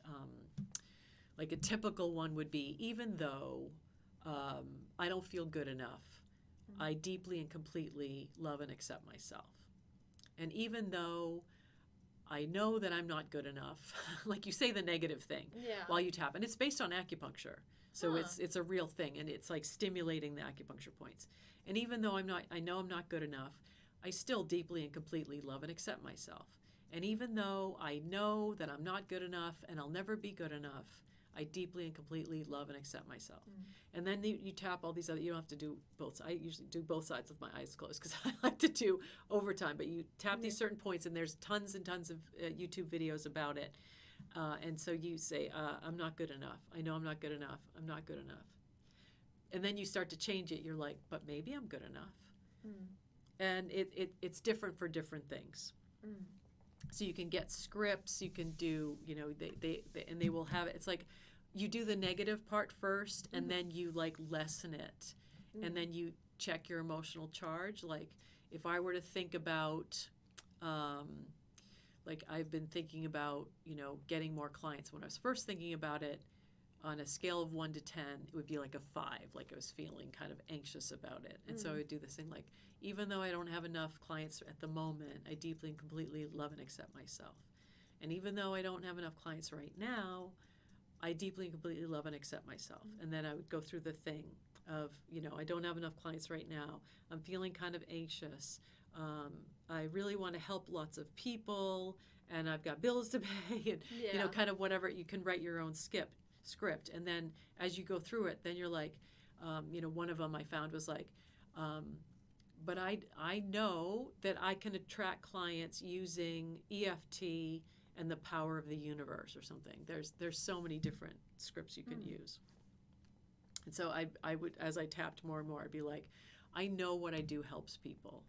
I know there are so many people who could benefit from what I do. So it's like you're like improving the beliefs as you go.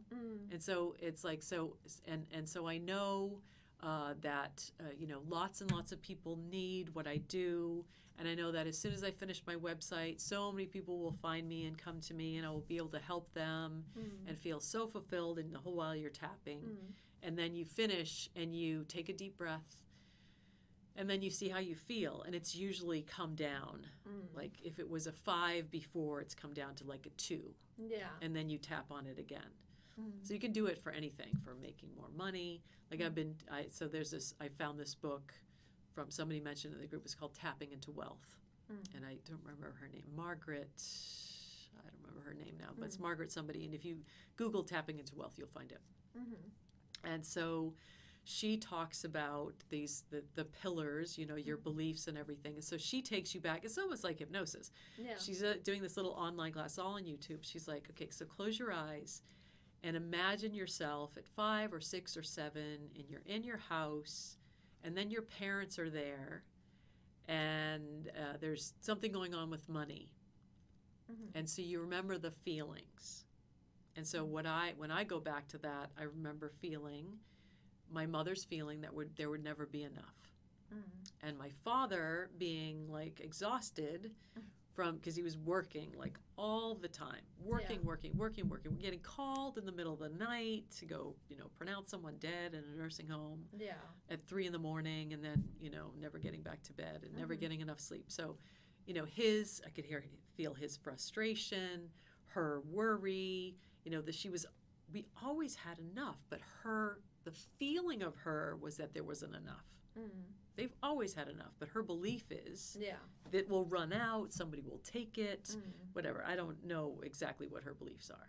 But the feeling, the vibes that are coming off of her is there's not enough. So I had so many beliefs about money. Like, there's never enough, because I could feel that from my mother. You have to work so hard to get it, like my father.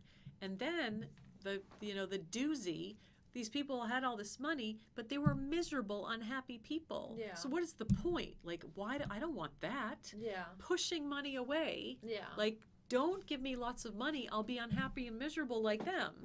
Which is, and I'll have to work really hard, and then, and then there will never be enough. So all these beliefs about money combine to make you just like freeze and not do anything. So I've been trying to complete my website, and I just keep procrastinating, and I'm like, this is so powerful. What is this?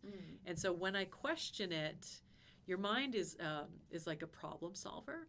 So when you ask it a question, it will work on it. So this guy, there was this guy that came up with this book called Affirmations, not affirmations, but Affirmations. And so one day he was in the shower, he was like, why does my life suck?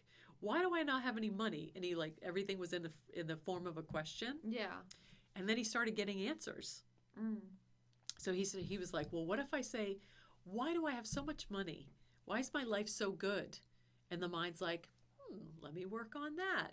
And it started to manifest in his life when he asked questions like that. So that's pretty simplistic. I don't know if that would work for everybody, but it seemed to work for him. It's it's one of those things. But so when you can kind of write down all your money memories and what your parents were like with it and how they acted towards money and how you felt towards money, you can kind of decipher like what's going on. Like there was always enough, but I just always felt my mother's feelings of not enough. So that's a complete conflicting belief. Like what my experience was, there was enough food, and we had everyone had a bed to sleep in, and there was this and there was that and there was a lake house, but I was growing up in hand-me-downs. I never had anything new. I could never have anything I really wanted. Yeah. And then it was like I was doing that once, and I was like, but I got that new bike that one time, so I did get something new. Yeah. But all the other things, it was like this pile of hand-me-downs and the one new bike. So the pile of hand-me-downs wins. Yeah. You know what I mean? So it's like, so then you have to go through that and kind of deconstruct that and unpack it and then say, but I'm not living in that situation anymore. I'm not that child anymore. And I'm not them. So I don't have to have their beliefs. And you can do it, you can do it. The hypnosis, of course, is the fastest and easiest, I think, but I use multiple tools. And the tapping, what she's doing with the tapping, like going back and imagining the memories, it just brings up more stuff, because it's like, I could have a hypnosis session every day and keep working on these money beliefs. But anything where you close your eyes and imagine yourself back, that's truly is a form of hypnosis, because you're just going back and imagining yourself as a child, and you can feel it. Like you'll be able to feel it right away, what it is that you felt. Yeah. So that's when you get the information, and then you start to change your beliefs by tapping on it. Yeah. So the tapping can be really good for some people. Some people swear by it. Some people love it. Some people do it all day. I mean, the fact that you're saying, I deeply and completely love and accept myself, that's never going to be bad. Yeah. That is, and this woman that runs this group, she does it with her kids every day. And she's teaching them to love and accept themselves from a really young age. And that's a really good thing to do. Plus she's, they're living in a multi-million-dollar house with, everything they could possibly want, because she's built this business. But she, was a child of a single mother. And she has some conflicting beliefs, too. Like, she was a child of a single mother. She doesn't really talk about her father, so I don't even know where the guy was. But then her mother married this really wealthy man, and she, had a pony and a pool and all this stuff. And then, he would come home one day and go, take you and your kids and go back to the gutter where you belong. Oh my gosh. And then they would break up. So it was like she would not have, and then she would have, and then she would not have again. And so conflicting beliefs.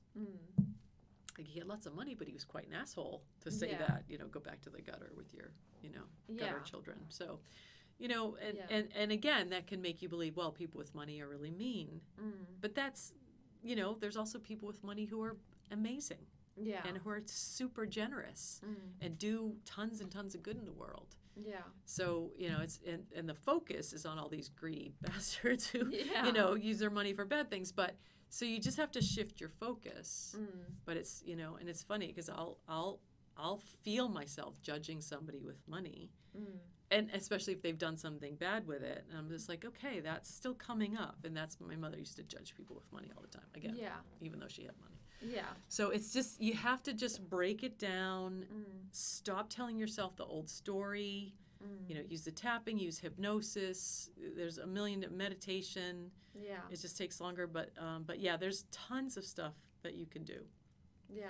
Like calming the mind down and deconstructing, kind of being aware too. Yeah. Again, that awareness is one of the greatest things you can do to change. Yeah. Become aware.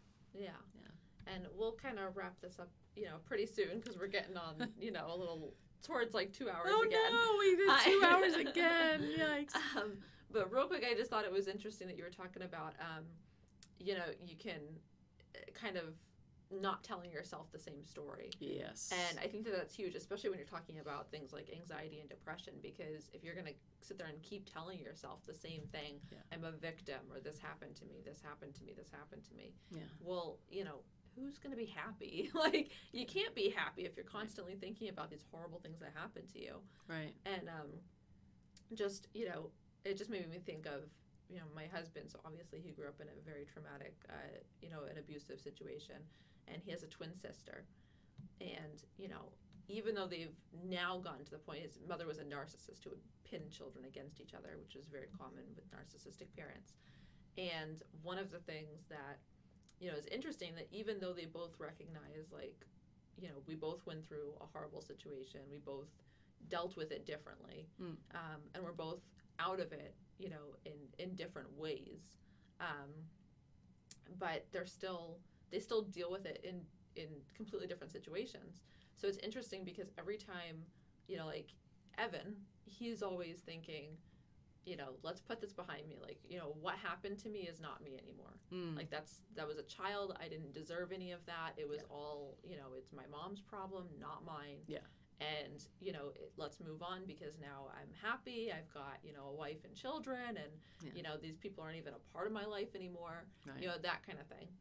And, but we'll talk to his sister occasionally, and she's still very much in the victim mindset of, this happened to me, and this happened to me, and, and she suffers from MS. She has MS now, and she's been doing therapy and, all these different things to kind of help with it. But she has, her MS is triggered by stress, which is all triggered by family. So anytime she gets upset about her mom, it triggers the MS. And she's got horrible panic attacks that she has, and horrible. And it's just, it's like, my husband and I are always, telling her, it's like, you can't live in the past, and you can't live in what happened to you. Like, you're out of it now. You're married. You've got a husband. And, you live in a different state now, you know what I mean? She's not even in New Hampshire anymore. And so it's kind of like, like, get out of it. Wherever you go, there you are. You take yourself with you. And so that's what's absolutely true, is that everyone will integrate, will get a different imprint and deal with it differently. And that victim mode is, everyone's at a different soul level too, a different level of soul evolution. So she's probably at a lower level of soul evolution, like she's on her journey, and anyone with an autoimmune disease has been in fight or flight their whole life. And their immune system is now so suppressed that they have an autoimmune disease. It just it's manifesting, like if I did hypnosis on her, she would go back to certain memories that triggered it. And the emotion would most definitely be fear. So, and that victim mentality is easy to stay in, but it's really about whether you want to. I mean, I could spend the rest of my life blaming my parents for my problems, but that's not getting me anywhere. Like, what is the point? So, that's a choice. That's absolutely a choice. But I don't think people know they have a choice, and they don't believe they have a choice. And they believe it's a physical thing that came out of nowhere. Nothing just comes out of nowhere. Everything has a basis in childhood emotions. And knowing, again, kind of not telling yourself that story. And it was really interesting. I had a client who, unfortunately, was the victim of rape. And when I told her, I said, do you know that you actually have an entire new body every 11 months? Because your cells, you have new skin cells like every 28 days, and you have a new stomach lining like every 6 days, and you have a new liver like every few months. I don't know the exact numbers, but even all your bones are new, creating new cells. And so they used to think it was like every 5 years or something. It's actually less than a year. You have an entire new body. So the body that was that victim all those years ago, she has a completely different body. And I told her that under hypnosis, and I could see, she's like, there's the light. Like whenever she has a realization, she's like, the light comes in.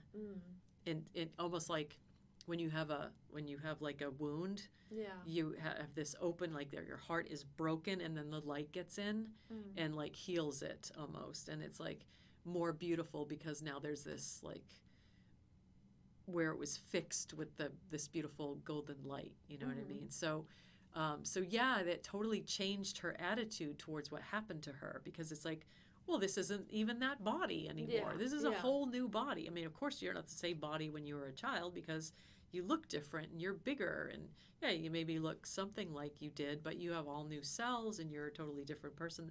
Deepak Chopra says that he has this whole idea. He's like, if you have this building that has all these crumbling bricks and they fall out and you just keep putting the same kinds of crumbling bricks back in, you have the same building. But if you replace those crumbling bricks with new, beautiful, good bricks and good, you know, whatever the stuff is they put in between, you can make a new building. Yeah. And the way you do that is with your thoughts and with your food and with your lifestyle. Yeah. So and the emotions are the number one. Yeah. Because if you don't love yourself, you won't go and get good food, and you won't get new bricks. You know what I mean? You'll just be like, well, I don't deserve new bricks. But everyone deserves new bricks. And you're making new bricks anyway. Why don't make them better? Right. Make the cells better by being in a happier state. He's like, yeah, when you're exhilarated and having a great time, you're like making anti-cancer drugs in your body. Millions of dollars worth. You have a pharmacy inside you in your brain that makes whatever you need for healing. Yeah. People just don't even know that. This is not new information. These guys were writing about it in the 40s and 50s and 60s, and it's the Western people are like, oh my God, let's suppress these books so nobody reads them, and they don't know they don't need our drugs, which don't do anything. Yeah. They manage symptoms at the very best, you know, so. But I know. I can talk all night, so wrap me up. So. No, that's all right. I was just going to say it's just interesting how different people handle things, and for sure. You know, and I definitely agree with that, and I think that really ties into, you know, the topics of today, and postpartum and self-care and you know, depression and anxiety and things like that. Those are the things that I think are filled with the most shame, almost. Like you're ashamed that you're dealing with it. Right. And it's so important to just recognize that there's a lot of people that are dealing with that kind of thing. Everyone's had fear. Everyone's had anger. Like we're ashamed of our emotions when they are the things that are most real. Yeah. And create our life. So just to embrace whatever it is. It's like I actually haven't ever watched it, but it's Brene Brown. There's like a Netflix or a YouTube about the vulnerability. Like we're also afraid to be vulnerable. Yeah. That's actually is like your greatest strength is to be vulnerable. Yeah. Like to allow yourself to be vulnerable. That's being strong. Yeah. Because when you're being strong, you're saying that you're not vulnerable, and we're all vulnerable. Yeah. So it's complicated. We're complicated little beings. And and we don't know, we're not taught how to be, and we're taught to just suppress our emotions, and it totally doesn't work. They're all living in there waiting to bubble up and explode. Yeah. So just to be more aware, and to, you know, to learn to love yourself and take care of yourself and be your own role model. Like pick your own role model or be your own role model, because if you didn't have good role models, don't keep choosing them, because they're not serving you. You have to, and you know what's best for you. Only you know what's best for you. Only I know what's best for me. Nobody else knows what's best for me. You know what I mean? You have to trust yourself. You have to trust that you know what's best for you. Yeah. You can't let somebody say, oh, you should get this job, and your gut goes, oh God, I don't want to do that. And meanwhile, you're like, I know what I want to do, but you know, you're told, well, you can't make money doing that or something. It's like, you can just make up a job and make money at it now. Yeah. It's like there's so many varieties of things you can do, but they don't know how. And it's just like, if you just follow your joy and you do what makes your heart sing, you will find a way to be in the world. And maybe, you know, if you followed what you were supposed to do, you would have crazy success. But again, you think, well, I don't deserve that, so I can't do that. So all these beliefs, your girders, are holding you up and holding you back. Yeah. So it's all deconstructing and figuring all this stuff out and reconstructing your stories to make a better story. And Yeah. I wish I knew of easier ways, but and hypnosis is all hypnosis is self-hypnosis, and you can do a certain amount of self-hypnosis too, but it's faster and easier if you have a guide. So okay, well, maybe we'll have to do another session about it. Definitely Self-hypnosis, maybe. Absolutely. Like that, how to do absolutely. Yeah. And again, there's like YouTubes, there are little mini courses and guided hypnosis. Again, people are always like, am I doing this right? It's like, you can't do it wrong. Yeah. But people question, am I doing this right? And they stop themselves. But you can. Again, like that lady is like, close your eyes and imagine yourself when you're 5 or 6 or 7. An image will come to mind. Of the house. Your mind is amazing at imagining. And it doesn't have to be perfect. All it has to be is a feeling. And you get the feeling, and then you go from there. And but people don't know about it, and they feel like they need to practice it, and they need to. And it's like, it's so simple, and it should be something we're taught. And children are great at imagining, right? They have all kinds of imaginary friends. And they imagine, going on quests and being a princess or a knight and, all that stuff. And that's all like programmed out of us. Like, be an adult, just like do this boring thing for the rest of your life. Like, nobody wants a life like that. I know. It's terrible. So we're gonna go ahead and wrap all this up now, finally, because we need to head out. But I do want to also talk about Homefront Firearms Training real quick. So for some of the best training that you'll get in the Northeast, Homefront Firearms Training is offering 10% off a private lesson with code HOME10 when you register, and you can do that at www.homefrontft.com. And so we're gonna go ahead and wrap all this up. And I do want to also mention Mothers Illuminated does have a VIP group on Facebook. There's extra content. There's a mentorship program on there, early access to shows, promo code for free shipping, all different kinds of things, $8 monthly membership at Patreon. And then if you wanted to be on the show, you can reach out to us at mothersilluminated@gmail.com. All the different links will also be in the description box below. And you can check all of that out. But otherwise, Kasia, thank you so much for being on the show. Thank you. Should I say my website and my number and all that? Yeah, how can people find you? Yeah, anybody wants to reach me, they can find me on Facebook at, you can just look up Kasia Weglarz, KasiaWeglarz. It's Kasia Weglarz Transformational Hypnotherapy. And my website is KasiaWeglarz.com. Email is kasia@kasiaweglarz.com. And my phone number is 603-254-6716. So thank you, Michelle. This is so lovely. And it's been great. Thank you. And we're going to have to do another one with self-hypnosis. I think that would be really cool. Yeah, definitely. So yeah, I'll show you self-hypnosis. Yeah, That'd be perfect. Exactly. We'll do that on the show, and then people at home can follow along. Exactly. That'll be cool. Yeah, awesome. Yeah. Sounds good. All right, so make sure you tune in for that other one, too.